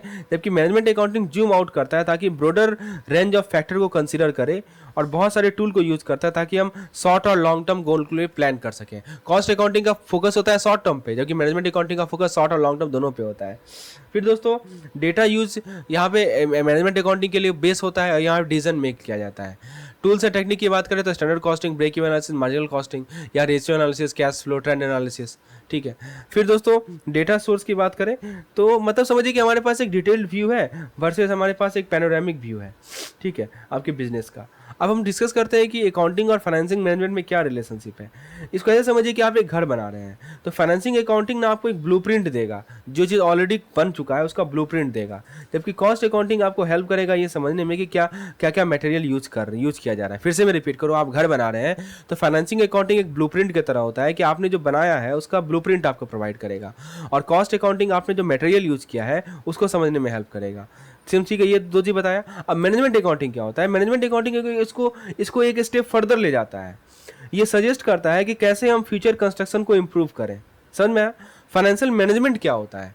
फाइनेंशियल मैनेजमेंट क्या करता है कि ये डिसाइड करता है कि कैसे हम फंड करें, कैसे हम इंटायर प्रोजेक्ट को मैनेज करें। तो प्रत्येक स्टेप डिपेंड करता है दूसरे पे, ताकि इंश्योर करें कि जो हमारा घर हो वो वेल प्लान्ड हो, स्टडी हो। मैंने बहुत अच्छा एग्जांपल लिया है हाउस का, आप समझ सकते हैं चीज़ों को। अब हम लोग अगले चैप्टर यूनिट नंबर 32 की बात करते हैं, कॉस्टिंग मेथड्स की बात करते हैं। देखिए बिजनेस में कॉस्टिंग हेल्प करता है डिसाइड करने में कि कैसे प्राइस जो है product, how to price product and plan sale statistics, मतलब कि हम प्रोडक्ट का प्राइसिंग कैसे करें, राइट, और सेल टैक्टिक्स से रिलेटेड। तो जो मेथड चूज किया जाएगा वो डिपेंड करेगा कि क्या आप बेच रहे हैं, क्या आप खरीद रहे हैं, ठीक है, और कैसे बेच रहे हैं। नहीं, बेचने पे डिपेंड करेगा कि कौन सा मेथड यूज करना है। Depends on what you are selling and how you are selling. जैसे मान लीजिए कि आप कस्टम आइटम बेच रहे हैं, तब आप जॉब कॉस्टिंग को यूज करेंगे। आप जो है कंटिन्यूसली चीज़ों को प्रोड्यूस किए जा रहे हैं तो वहाँ प्रोसेस कॉस्टिंग ज़्यादा सुटेबल होगा। तो बहुत सारा तरीका है फिगर आउट करने का कॉस्ट को। आप प्रॉपर कॉस्ट पर आइटम को देखिए एक पार्टिकुलर प्रोजेक्ट का। तो कॉमन कॉस्टिंग मेथड के बारे में यहाँ बताया जा रहा है। हम लोग एक एक करके स्टार्ट करते हैं। पहला बात करते हैं यूनिट या सिंगल आउटपुट कॉस्टिंग का। पहले भी मैंने आपको बताया था, फिर से रिकॉल कीजिए। देखिए ये यूनिट कॉस्टिंग या single output costing figure out करता है कि कितना खर्चा आएगा एक चीज़ को बनाने के लिए, कैसे निकालना है। तो टोटल प्रोडक्ट कॉस्ट को डिनोमिनेटर में लिख दीजिए और टोटल नंबर ऑफ थिंग जो आपने चीज़ें बनाया उसको डिनोमिनेटर में लिख दीजिए। सिंपल सी बात है। तो ये बहुत ही हैंडी है जब आप एक ही चीज़ को बराबर बार बार बनाते हैं, जैसे मान लीजिए टीवी हो गया या ब्रिक्स हो गया। लेकिन क्या यदि आप जो चीज़ बना रहे हैं वो कॉम्प्लिकेटेड हो या डाइवर्स हो, तो ये मेथड आपको, ये इसका लिमिटेशन है। तो कॉम्प्लेक्स प्रोड्यूसिंग एनवायरनमेंट में ये काम नहीं करता है, समझिए।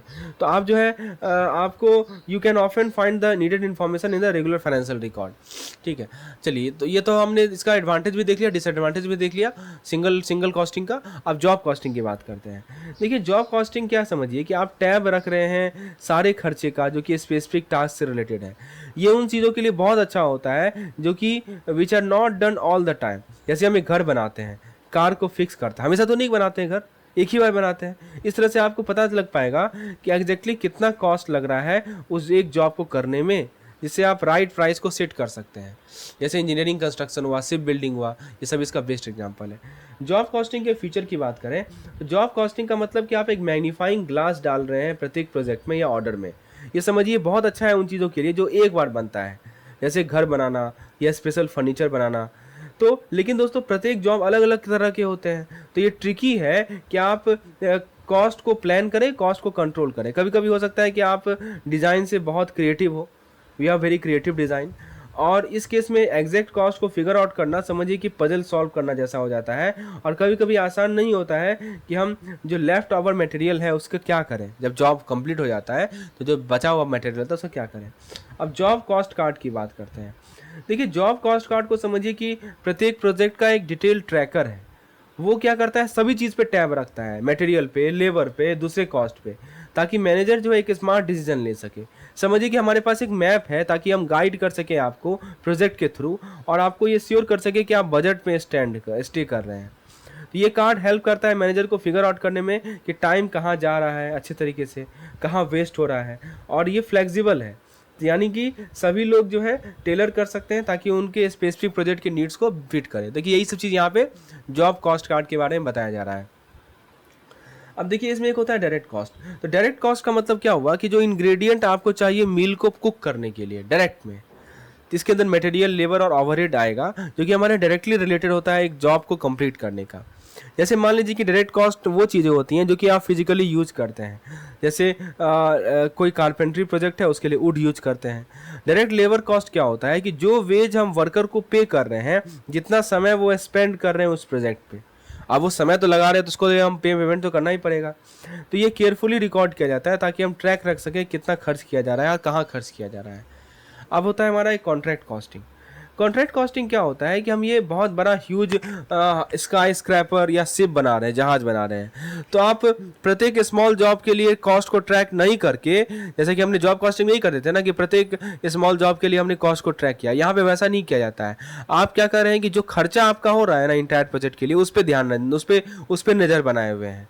तो समझिए कि आपका बजट क्या है, it is similar to how you budget for building your dream house और प्लानिंग अ बिग इवेंट। सभी चीज़ें मटेरियल से लेकर, लेबर से लेकर, ओवरहेड कॉस्ट से रिलेटेड केयरफुली मैनेज किया जाता है ताकि ये श्योर कर सके कि प्रोजेक्ट जो है stage on to track financially.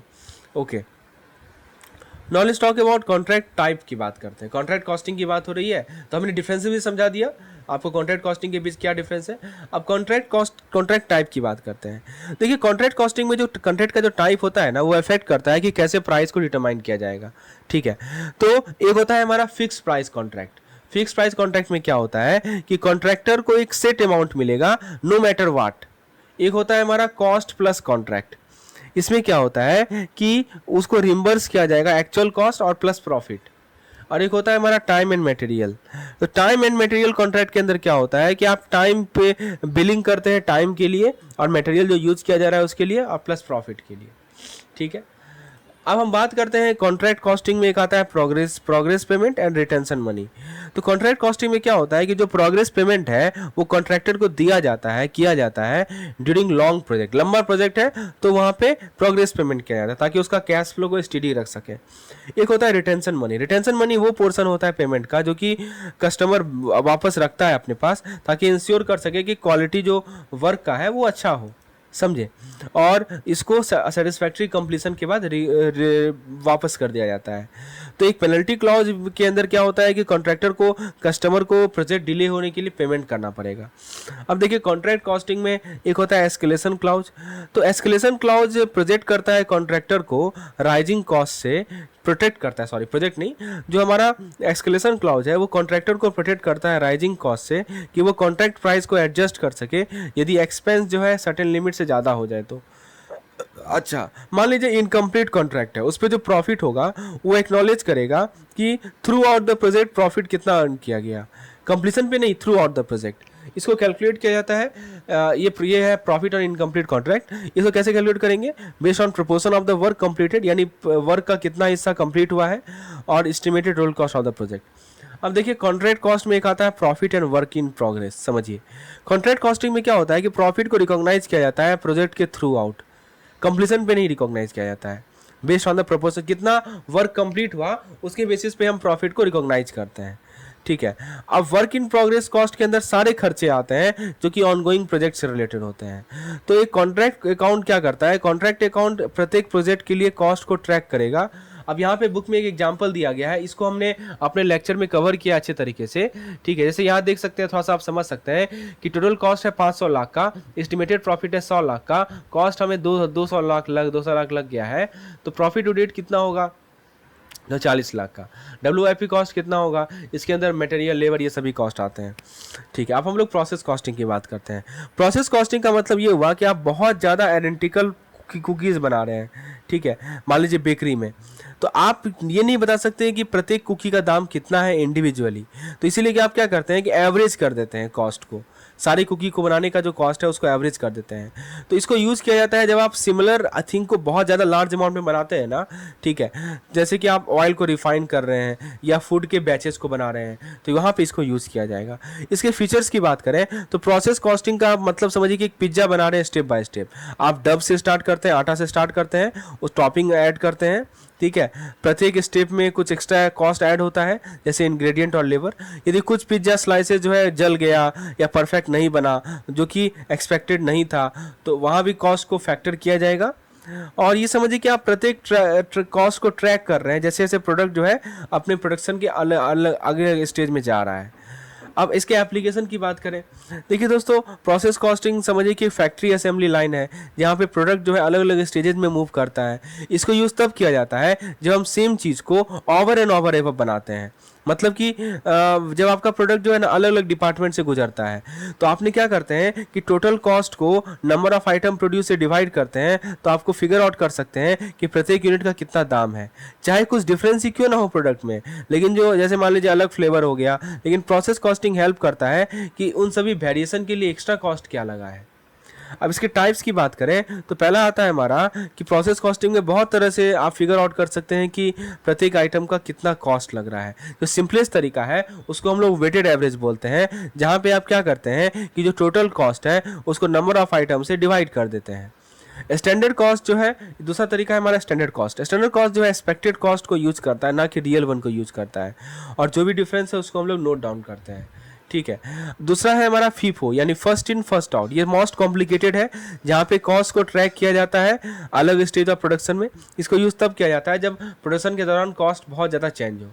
अब प्रोसेस कॉस्टिंग एंड लॉसेस की बात करें, देखिए दोस्तों, प्रोसेस कॉस्टिंग में कभी कभी मटेरियल लॉस हो जाते हैं प्रोडक्शन के दौरान। दोस्तों दो तरह के होते हैं, एक होता है नॉर्मल लॉस जो कि होगा नेचुरली और इसको आप अवॉइड नहीं कर सकते जैसे एवापोरेशन एबनॉर्मल, और एक होता है एबनॉर्मल लॉस जो कि अवॉइडेबल है जैसे कि थेफ्ट हो गया या मिस्टेक हो गया। नॉर्मल लॉस की बात करें तो प्रोसेस कॉस्टिंग में नॉर्मल लॉस का मतलब कि unavoidable material cost during production. इसको कैसे डिटरमाइन करेंगे, तो पास्ट एक्सपीरियंस से डिटरमाइन किया जाता है, और ये हमेशा जो है स्क्रैप में नहीं रिजल्ट होता है। कोई भी स्क्रैप वैल्यू को हम सब्ट्रैक्ट करेंगे टोटल कॉस्ट से, और कॉस्ट पर यूनिट को कैलकुलेट किया जाएगा रिमेनिंग मटेरियल से after accounting for the loss, ठीक है। तो कैसे निकालेंगे, टोटल कॉस्ट में से स्क्रैप वैल्यू को माइनस कर दीजिए और फिर इनपुट यूनिट में से नॉर्मल लॉस यूनिट को माइनस कर दीजिए। एक एग्जांपल भी दिया हुआ है बुक में कि आपने रिफाइंड ऑयल प्रोड्यूस किया 100,000 टन, अनरिफाइंड ऑयल यूज हुआ 1020 टन, तो क्योंकि 20 टन नॉर्मल लॉस है आपको पता है, ठीक है। टोटल कॉस्ट जो है कितना हो जाएगा, 10 करोड़ का हो जाएगा। ये तो कोई स्क्रैप जनरेट नहीं हुआ, तो कॉस्ट पर टन कैसे निकालने के लिए क्या करेंगे, तो 10 करोड़ को डिवाइड कर दीजिए 1000 टन से, तो ये मिल जाएगा आपको। अब एबनॉर्मल कॉस्ट की बात करते हैं, ठीक है। जैसे आपने रिफाइनिंग का एग्जांपल समझा ना आपने, ठीक है। तो अब एक एबनॉर्मल लॉस की बात करते हैं। तो एबनॉर्मल लॉस जो होता है वो प्रोसेस कॉस्टिंग में तब होता है जब अनएक्सपेक्टेड इवेंट जो है आपके लॉस को ज़्यादा बना देता है। इसको निकालने के लिए हम क्या करते हैं कि जो टोटल कॉस्ट है और जो स्क्रैप वैल्यू है नॉर्मल लॉस का, उसको बीच के डिफरेंस निकाल लेते हैं, और फिर क्या करते हैं डिवाइड कर देते हैं input unit and the normal loss unit और multiplied by unit of abnormal cost. इसको एग्जांपल से समझ लेते हैं, ठीक है। देखिए दोस्तों, एबनॉर्मल लॉस जो होता है ना, एबनॉर्मल गेन भी होता है कभी कभी। एबनॉर्मल गेन जो प्रोसेस कॉस्टिंग में होता है ये तब होता है when there is a less loss than expected. जब हमारा जो एक्सपेक्टेड लॉस था उससे कम ही लॉस हुआ, तो ये इसका मतलब ये नहीं हुआ कि हमें आउटपुट एक्स्ट्रा मिला, इसका मतलब ये हुआ कि जो हम वेस्ट था ना वो कम वेस्ट हुआ। तो हम इसको यूज़ नहीं कर सकते कि अपने प्रोडक्शन कॉस्ट को कम करवाने के लिए, या रेदर इसको हम लोग प्रॉफिट के रूप में रिकॉर्ड करते हैं। एक होता है WIP। WIP क्या होता है? प्रोसेस कॉस्टिंग में वर्क इन प्रोग्रेस का मतलब क्या हुआ कि हमारा जो अनफिनिश्ड गुड्स है प्रोडक्शन के दौरान, तो इक्विवेलेंट यूनिट हेल्प करता है कैलकुलेट करने में इन सभी अनफिनिश्ड आइटम का कॉस्ट क्या होगा based on how much they are completed. जैसे मान लीजिए कि 60 यूनिट आधा हुआ है, समझिए कि हमारे पास 30 फुल फर्निश्ड यूनिट है। समझ में? अब हम लोग प्रोसेस कॉस्टिंग के एडिशनल कॉन्सेप्ट के बारे में डिस्कस करते हैं, जिसमें सबसे पहला आता है हमारा इंटर प्रोसेस प्रॉफिट।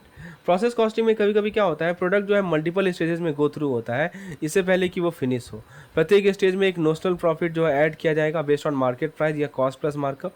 इसे आप डिसाइड कर सकते हैं कि हम कुछ चीज़ों को बनाने में जारी रखें या इसे कहीं और से खरीदें। और जब एक इनपुट जो है बहुत सारे वैल्यूएबल प्रोडक्ट को क्रिएट करता है, ठीक है, तो प्रत्येक प्रोडक्ट को इंपॉर्टेंट और वैल्यूएबल माना जाता है। अब बात करते हैं बैच कॉस्टिंग की। बैच कॉस्टिंग एक हाइब्रिड मॉडल है। मतलब क्या हुआ? बैच कॉस्टिंग का मतलब कि आप जॉब को मिक्स कर रहे हैं, जॉब कॉस्टिंग को मिक्स कर रहे हैं और प्रोसेस कॉस्टिंग को मिक्स कर रहे हैं। दो चीज़ को मिक्स कर रहे हैं, जॉब कॉस्टिंग को और प्रोसेस कॉस्टिंग को। जैसे मान लीजिए कि आप टेबल बना रहे हैं, बहुत सारे टेबल मेकिंग प्रोसेस जो होते हैं ना, वो सेम होते हैं सभी टेबल के लिए, इसीलिए आप जॉब कॉस्टिंग को यूज़ कर रहे हैं। लेकिन कुछ टेबल में आपको एक्स्ट्रा पॉलिशिंग चाहिए जो कि डिफरेंट है, तो वहाँ पे आप प्रोसेस कॉस्टिंग को यूज़ कर रहे हैं। समझ में आया ना? तो इसीलिए जॉब कॉस्टिंग, प्रोसेस कॉस्टिंग दोनों का यूज़ होता है बैच कॉस्टिंग में। तो देखिए दोस्तों, बैच कॉस्टिंग समझिए कि फिगर आउट करना हो गया कि प्रत्येक सिमिलर आइटम जो बना रहे हैं उसका एवरेज कॉस्ट कितना है। ठीक है, तो जैसे मान लीजिए कि आप 100 वुडन चेयर को एक साथ बना रहे हैं, 100 चेयर, 100 कुर्सी बना रहे हैं। आपने क्या किया कि मटेरियल का कॉस्ट को ऐड किया, लेबर कॉस्ट ऐड किया, ओवरहेड कॉस्ट ऐड किया और 100 से डिवाइड कर दिया, ताकि आप पता कर सकें कि प्रत्येक चेयर का दाम कितना है एवरेज में। तो ये बहुत ही हैंडी है बहुत सारे सेम स्टेप बनाने के लिए। ठीक है, और यहाँ पे एक एग्जांपल भी दिया गया है। चलिए अब हम लोग सर्विस कॉस्टिंग की बात करते हैं। सर्विस कॉस्टिंग में क्या होता है कि समझिए कि फिगर आउट करना हो गया कि कितना खर्चा हो रहा है सर्विस प्रोवाइड करने में, जैसे हेल्थ केयर या ट्रांसपोर्टेशन, चाहे वो कैफेटेरिया का मील हो आपके ऑफिस में या हॉस्पिटल में सर्जरी हो। हमें ये जानना होता है कि पर सर्विस जो है कितना खर्चा हो रहा है। जैसे हम कैलकुलेट करते हैं ना कि cost of making the product, service costing help करता है ऑर्गेनाइजेशन को समझने में कि how much it will cost to deliver this services. ठीक है, अब सर्विस कॉस्टिंग के फीचर की बात करें। देखिए दोस्तों, सर्विस कॉस्टिंग हेल्प करता है फिगर आउट करने में कि कितना खर्चा होगा सर्विस प्रोवाइड करने में, जैसे सर्जरी के लिए या ट्रांसपोर्टेशन के लिए। ये बहुत ही यूजफुल है प्राइस को सेट करने के लिए। हम कॉस्ट का ट्रैक रख सकते हैं, कंपेयर कर सकते हैं दूसरे सिमिलर सर्विस से। जैसे आपको पता होगा कि किसी प्रोडक्ट का प्राइस कितना है, इससे सर्विस कॉस्टिंग हेल्प करेगा ऑर्गेनाइजेशन को समझने में कि इनके सर्विस का कॉस्ट कितना है। अब मैं आपको unit costing versus multiple costing को सबको समझाता हूँ। यूनिट कॉस्टिंग का मतलब फिगर आउट करना हुआ कि cost for each identical item. जैसे कि एक ब्रिक का फैक्ट्री है, ईटा का फैक्ट्री है, उसमें प्रत्येक ब्रिक का क्या कॉस्ट है। मल्टीपल कॉस्टिंग में क्या होता है कि हम अलग अलग प्रोडक्ट को हैंडल करते हैं जो कि हमें जिसमें अलग अलग मटेरियल चाहिए, अलग अलग प्रोसेस चाहिए। यदि इसके इंपॉर्टेंस की बात करें तो प्रॉफिटेबिलिटी के लिए कॉस्ट अकाउंटिंग की क्या ज़रूरत है, देखिए सिंपल सी बात है। सो ये हमारा नेक्स्ट टॉपिक है, यूनिट नंबर 33। आइए यूनिट नंबर 33 को डिस्कस करते हैं। अब लोग डिस्कस करते हैं कि कॉस्ट अकाउंटिंग का क्या इंपॉर्टेंस है प्रॉफिटेबिलिटी के लिए। तो कॉस्ट अकाउंटिंग एक टूल होता है जो कि बिजनेस को हेल्प करता है ट्रैक रखने में कि कितना खर्चा हुआ उसको प्रोडक्ट बनाने में। तो इन सभी कॉस्ट को अच्छे से जानकर वो अपने एक्सपेंसेस को अच्छे से मैनेज कर पाएगा और डिसीजन ले पाएगा जो कि प्रॉफिट को बूस्ट करेगा। समझिए कि हमारे पास एक डिटेल मैप होगा कि पैसा कहाँ जा रहा है, ठीक है, उन सभी गुड्स को बनाने में। अब मैं आपको स्टैंडर्ड कॉस्टिंग को समझाता हूँ। स्टैंडर्ड कॉस्टिंग में क्या होता है दोस्तों, स्टैंडर्ड कॉस्टिंग समझिए कि हमारे पास बजट है किसी चीज़ को बनाने के लिए, इससे पहले कि एक्चुअली बनाए हम। ये एक एस्टिमेट होता है कि कितना ये खर्चा होगा एक प्रोडक्ट को बनाने में और ये यानी तो सर्विस प्रोवाइड करने में based on what's usually expected. जब भी आप इस एस्टिमेट को कंपेयर करेंगे एक्चुअल कॉस्ट से बाद में, तो जो भी डिफरेंस होगा उसको हम लोग क्या बोलेंगे, वेरिएंस बोलेंगे। क्या बोलेंगे उसे, वेरिएंस बोलेंगे। क्योंकि मार्केट चेंज होगा, ये जो एस्टिमेट है उसको हमें टाइम टू टाइम अपडेट भी करना पड़ेगा। इसका एडवांटेज की बात करें तो स्टैंडर्ड कॉस्टिंग जो है ना आपके कॉस्ट को ट्रैक करता है सिंपल तरीके से। इसका फोकस कहाँ होता है, इसका फोकस होता है डिफरेंस में। इसका फोकस होता है दोस्तों कहाँ पे, difference between expected and actual cost. तो इसके थ्रू आप प्रॉब्लम को फिक्स कर सकते हैं, फाइंड कर सकते हैं, जिससे ये क्लियर होगा कि कॉस्ट के लिए कौन रिस्पॉन्सिबल है। ये लोगों को एफिशिएंटली वर्क करने के लिए मोटिवेट करता है, प्राइस को सेल्फ सेट करता है जो कि कॉम्पिटिटिव हो। ठीक है, अब हम स्टैंडर्ड कॉस्टिंग के एप्लीकेशन की बात करें तो स्टैंडर्ड कॉस्टिंग को हम लोग बजट को प्लान करने में, कॉस्ट के इनएफिशिएंसीज को आइडेंटिफाई करने में, कॉस्ट को कंट्रोल करने में, परफॉर्मेंस को मेज़र करने में, एम्प्लॉय को मोटिवेट करने में, इन्वेंट्री को वैल्यू करने में हेल्प करता है। ये एक तरीका है एफिशिएंसी को बढ़ाने का। यदि इसके टाइप्स की बात करें, सबसे पहला आता है आइडियल स्टैंडर्ड। देखिए यहाँ बताया जा रहा है आइडियल स्टैंडर्ड मतलब क्या हुआ कि आइडियल स्टैंडर्ड का मतलब कि हम एम कर रहे हैं परफेक्शन के लिए, जो कि बहुत ही अच्छी बात है, लेकिन हमेशा प्रैक्टिकल नहीं है। जो करंट अटेनेबल स्टैंडर्ड होता है, दूसरा तरीका है इसका, जिसको बोलते हैं हम लोग करंट अटेनेबल स्टैंडर्ड। मतलब क्या हुआ कि ये समझिए कि हम गोल सेट कर रहे हैं, ठीक है, जो कि चैलेंजिंग है लेकिन पॉसिबल है। हम रियल लाइफ कंडीशन को ध्यान में रखते हैं। ये प्रैक्टिकल ज़्यादा होता है और इसको ज़्यादा यूज़ किया जाता है क्योंकि ये हमारे करंट सिचुएशन में क्या अचीवेबल है उस पर डिपेंड करता है, चाहे वो परफेक्ट ही क्यों ना हो। एक वो आइडियल स्टैंडर्ड हो गया, एक हमारा करंट अटेनेबल स्टैंडर्ड होता है। अब इसके कंपोनेंट्स की बात करें तो स्टैंडर्ड कॉस्टिंग समझिए कि हम गोल सेट कर रहे हैं, कितना चीज़, how much thing should cost, क्या प्रत्येक कॉस्ट का दाम होगा जब हम प्रोडक्ट बना रहे हैं। आप इन सभी गोल को कंपेयर करेंगे कि एक्चुअली क्या हुआ, ये देखने के लिए कि आपने ज़्यादा खर्च तो नहीं कर दिया या आपने कम खर्च तो नहीं कर दिया जितना आपने प्लान किया था। यदि आप ज़्यादा खर्च करेंगे तो आप फिगर आउट करेंगे कहाँ गया ज़्यादा पैसा और उसे फिक्स करने का प्रयास करेंगे। तो इसके 3 कंपोनेंट्स होते हैं। देखिए, सबसे पहला स्टैंडर्ड कॉस्टिंग समझिए कि हम टारगेट को सेट कर रहे हैं कि कितना अलग अलग चीज़ का कॉस्ट होगा। एक होता है हमारा स्टैंडर्ड सेटिंग टारगेट, फिर हम प्लान करेंगे, आप कंपेयर करेंगे इन सभी टारगेट को कि एक्चुअली क्या हुआ, और यदि आप फिर एडजस्टमेंट करेंगे और इसे आप प्लान कर पाएंगे कि कितना हमें खर्चा करना है, ठीक है। तो वही कहा जा रहा है कि पहले वैल्यूएशन करेंगे, फिर प्लानिंग एंड कंट्रोल करेंगे, फिर रीएडजस्टमेंट करेंगे। फिर उसके बाद है कि स्टैंडर्ड मटेरियल कॉस्ट। तो इसमें क्या है कि 2 पार्ट है कंसीडर करने का, ठीक है। देखिए दोस्तों, स्टैंडर्ड मटेरियल कॉस्ट के अंदर हम डिटरमाइन करते हैं कि प्रत्येक मटेरियल का कितना चाहिए हमें, प्रत्येक material per unit of the product, यानी प्रोडक्ट के एक यूनिट के लिए हमें कितना मटेरियल की रिक्वायरमेंट है। तो एक होता है हमारा मटेरियल यूजेज स्टैंडर्ड, ये कंसीडर करता है जैसे क्वालिटी को, मटेरियल के साइज़ को, इसके अंदर अलाउंस भी आता है नॉर्मल वेस्ट का ड्यूरिंग प्रोडक्शन। और एक होता है हमारा मटेरियल प्राइस स्टैंडर्ड, इसके अंदर हम एस्टिमेट करते हैं कि मटेरियल का कॉस्ट कितना होगा बेस्ड ऑन परचेज एफिशिएंसी और प्राइस ट्रेंड, ठीक है। चलिए, अब हम लोग स्टैंडर्ड ओवरहेड कॉस्ट की बात करते हैं। देखिए दोस्तों, ये क्या है कि स्टैंडर्ड ओवरहेड कॉस्ट को डिटरमाइन करने के लिए हमें एक्टिविटी लेवल देखना पड़ेगा कि हम सर्विस डिपार्टमेंट के वर्क को प्रोडक्शन एक्टिविटी से लिंक कर दें। दूसरा है हमें स्टैंडर्ड रेट इस्टेब्लिश करना पड़ेगा पास्ट डेटा के बेसिस पर। एक होता है हमारा प्रोडक्शन डिपार्टमेंट रेट एक्सप्रेस करती है as a percentage of the direct labour cost. तो जब भी हम स्टैंडर्ड को सेट करते हैं ना दूसरे कॉस्ट के लिए, जैसे एडमिनिस्ट्रेटिव के लिए या डिस्ट्रीब्यूशन एक्सपेंस के लिए, कंपनी पास डेटा को यूज़ करती है। स्टैंडर्ड कॉस्टिंग सिस्टम स्टेप की बात करते हैं तो पहला स्टेप आता है हमारा setting standard for other cost, मतलब स्टैंडर्ड सेट करना। I think we have already discuss this point, ठीक है। मतलब आप डिसाइड कीजिए कि एक्सपेक्टेड कॉस्ट क्या होगा, इसे कहते हैं स्टैंडर्ड सेट करना। फिर आप सेल प्राइस को एस्टिमेट कीजिए, वॉल्यूम को एस्टिमेट कीजिए। फिर आता है वेरिएंस एनालिसिस, मतलब जो हमारा एक्चुअल और एक्सपेक्टेड कॉस्ट के बीच का डिफरेंस है उसको स्पॉट कीजिए। फिर आता है बेनिफिट, क्या होता है इसका कि हम कंट्रोल कर सकते हैं अपने खर्चे को, एसेस कर सकते हैं कि कहाँ पे स्टैंडर्ड मेट हो रहा है। फिर आप डिफरेंस को कैलकुलेट कीजिए और रीजन इन्वेस्टिगेट कीजिए, क्यों डिफरेंस आया, ठीक है। यही सब होता है। अब यहाँ पे एग्जांपल भी दिया गया है आपको सब समझाने के लिए, ठीक है। तो एक होता है मटेरियल प्राइस वेरिएंस, ठीक है। अब मटेरियल प्राइस वेरिएंस का काउजेज क्या क्या होता है वो जरा आप देख सकते हैं। तो मटेरियल प्राइस वेरिएंस तब होगा जब एक्चुअल मटेरियल का जो प्राइस है जो हमने एक्सपेक्ट किया था उससे अलग होगा। ये क्यों हो सकता है? जब मटेरियल का प्राइस बढ़ जाए, या परचेजिंग प्रैक्टिसेस इनएफिशिएंट हो, या इन्वेंट्री कंट्रोल का इशू हो, ठीक है। फिर मटेरियल यूजेस के वेरिएंस के काउजेस के बारे में हमने बात किया। अच्छा, अब लेबर कॉस्ट वेरिएंस क्या होता है? लेबर कॉस्ट वेरिएंस तब होता है जब एक्चुअल वेज रेट जो हम वर्कर को पे कर रहे हैं वो स्टैंडर्ड वेज रेट से अलग हो। जैसे मान लीजिए कि कोई फर्नीचर फैक्ट्री है, वो क्या कर रहा है कि वो उसका जो एस्टिमेटेड लेबर कॉस्ट है ना टेबल बनाने का, वो ₹900 है, ठीक है। बेस्ड ऑन वर्कर का वेज कितना है? 150 पर आवर, और 6 घंटा काम करता है। लेकिन वो 150 की जगह 160 रुपया देने लगा पर घंटा, जिस कारण से 60 रुपया पर टेबल का वेरिएंस आने लगा। लेकिन जो स्टैंडर्ड नंबर ऑफ आवर को यूज सेम रहेगा तो कोई वेरिएंस नहीं रहेगा, ठीक है। तो इसके काउजेस क्या क्या है? तो labour variance cause, labour rate जो है ना, लेबर रेट वेरिएंस तब होता है जब एक्चुअल डिफरेंस आता है एक्चुअल वेज जो हम पे कर रहे हैं और स्टैंडर्ड रेट्स में। ये बहुत सारे कारण से हो सकता है, जैसे वेज एग्रीमेंट में चेंज होने के कारण, या जो हम जो है स्किल्ड और अनस्किल्ड लेबर के एस्टिमेशन के को मिक्स कर रहे हैं, या लेबर टाइम वेरिएंस हो रहा है। अब हम लोग आगे डिस्कस करते हैं कि इसका काउज क्या है। तो लेबर टाइम वेरिएंस को हम लोग लेबर इफ़िशियंसी भी कभी कभी कहा जाता है।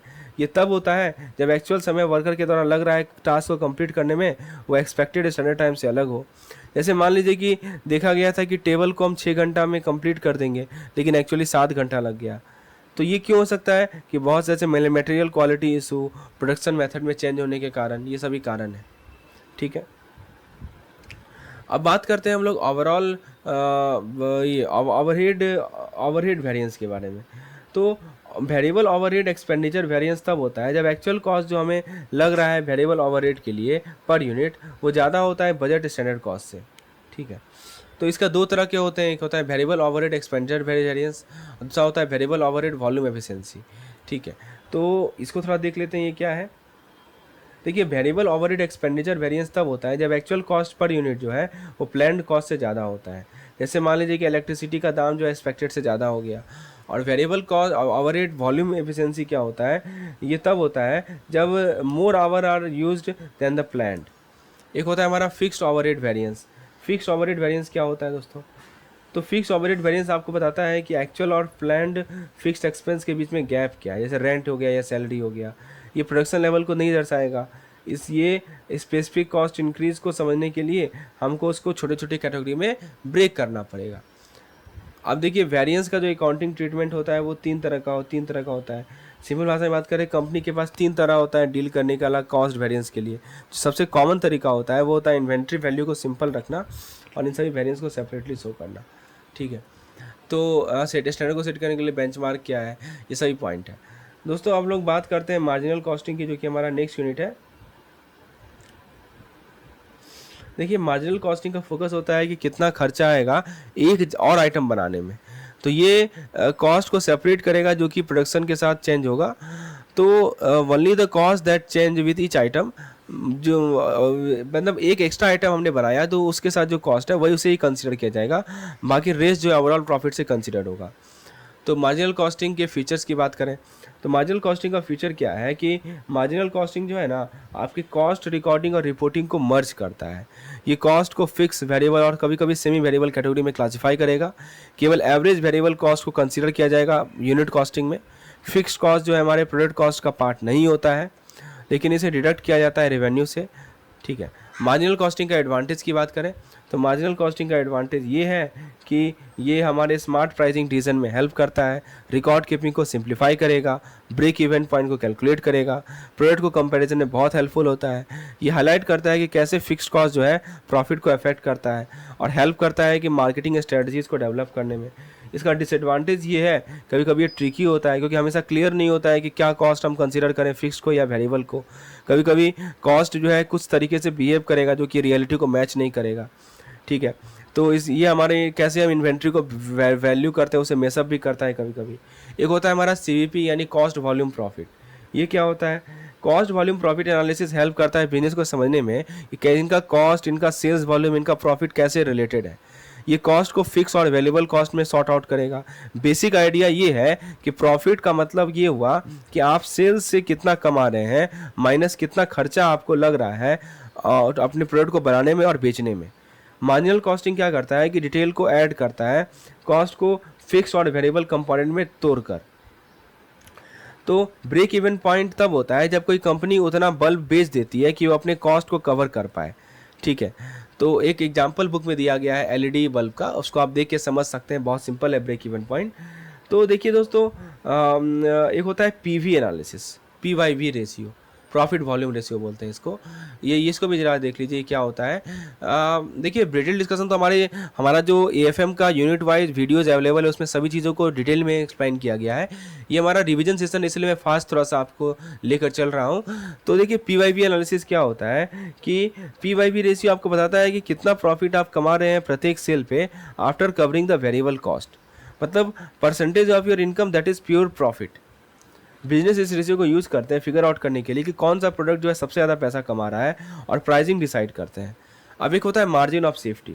मार्जिन ऑफ सेफ्टी का मतलब क्या हुआ कि हमारे पास एक्स्ट्रा रूम है कि हम अनएक्सपेक्टेड चैलेंज को नेविगेट कर सके बिना पैसा लूज किए हुए।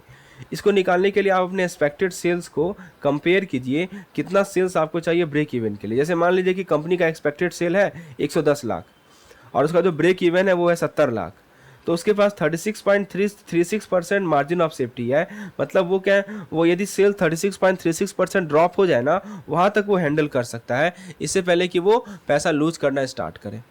समझ में आया? एक होता है absorption costing versus marginal costing. Absorption costing के अंदर सारा कॉस्ट आएगा, चाहे वो फिक्स हो या वेरिएबल हो। जब भी हम किसी प्रोडक्ट को बनाने का कॉस्ट कैलकुलेट करेंगे, जैसे हम सारे इंग्रेडिएंट को, स्पाइसेस को, जब भी हम डिश बना रहे सब चीज़ लेते हैं। लेकिन मार्जिनल कॉस्टिंग में क्या होता है कि एक यूनिट और बनाना है, उसका कॉस्ट पे ध्यान देता है। समझे?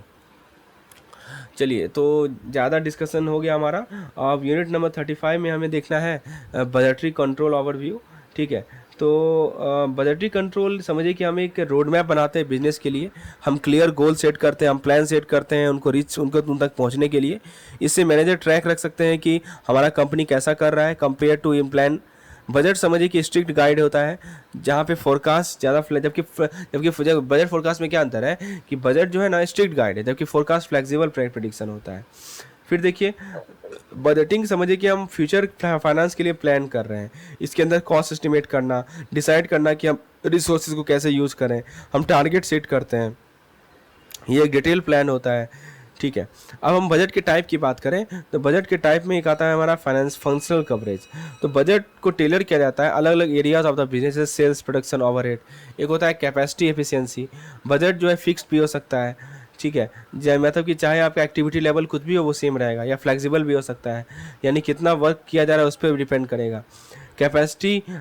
फिर दोस्तों बजट का कंडीशन, कुछ बजट जो है नॉर्मल कंडीशन पे होता है। ठीक है, टाइम पीरियड, बजट जो है लॉन्ग टर्म प्लान भी कवर कर सकता है। कुछ बजट फंक्शनल हो सकता है। ठीक है, मतलब फंक्शनल बजट समझिए कि हमारे पास पजल का पीस हो गया, प्रत्येक पजल रिप्रेजेंट कर रहा है स्पेसिफिक बिजनेस के एस्पेक्ट को। एक होता है हमारा मास्टर बजट, तो जो कि हमें कॉम्प्रिहेंसिव व्यू प्रोवाइड करता है कंपनी के फाइनेंशियल प्लान का। मॉनिटरिंग के अंदर हम चेक करते हैं कि एक्चुअल परफॉर्मेंस जो है ना, जो हमने प्लान किया था उसे मैच कर रहा है कि नहीं कर रहा है। ठीक है, देखिए फिर बताया जा रहा है कि फिक्स बजट समझिए कि रिजिड ब्लूप्रिंट होता है, और फ्लेक्सिबल बजट समझिए कि ज़्यादा एडेप्टेबल टेम्पलेट है जो कि एडजस्ट करता है कितना वर्क एक्चुअली किया गया है। बजट को कंट्रोल करने का सिस्टम क्या है? बजटरी कंट्रोल समझिए कि एक जहाज़ चलाना जैसा हो गया। सबसे पहले आप रूट को मैप करेंगे, टारगेट सेट करेंगे, फिर जर्नी के दौरान जो है आप नज़र बनाए रखेंगे कि चीज़ें कैसे हो रही हैं। ठीक है, तो वही सब चीज़ है, एडवांटेज क्या है, डिसएडवांटेज क्या है, यही सब चीज़ें बताया जा रहा है। ठीक है, अब देखिए एक होता है zero based budgeting. Zero based budgeting का मतलब कि हम बजट को स्क्रैच से स्टार्ट कर रहे हैं, हम पास्ट वन से रिलाई नहीं कर रहे हैं। पर प्रोग्राम बजटिंग का फोकस होता है स्पेसिफिक एक्टिविटीज़ पे, जैसे प्रोग्राम ट्रेन करना है। परफॉर्मेंस बजटिंग जो है रिसोर्स को लिंक करता है स्पेसिफिक गोल से। तो फ्रेंड्स, कैसा लगा आपको ये रिवीजन सेशन, जरूर कमेंट सेक्शन में बताइए। यदि आप इस तरह की रिवीजन सेशन को बाकी यूनिट के लिए भी चाहते हैं, बाकी मॉड्यूल के लिए भी चाहते हैं, तो please write down in the comment section. And if you think the video is helpful to you, please like the video. धन्यवाद।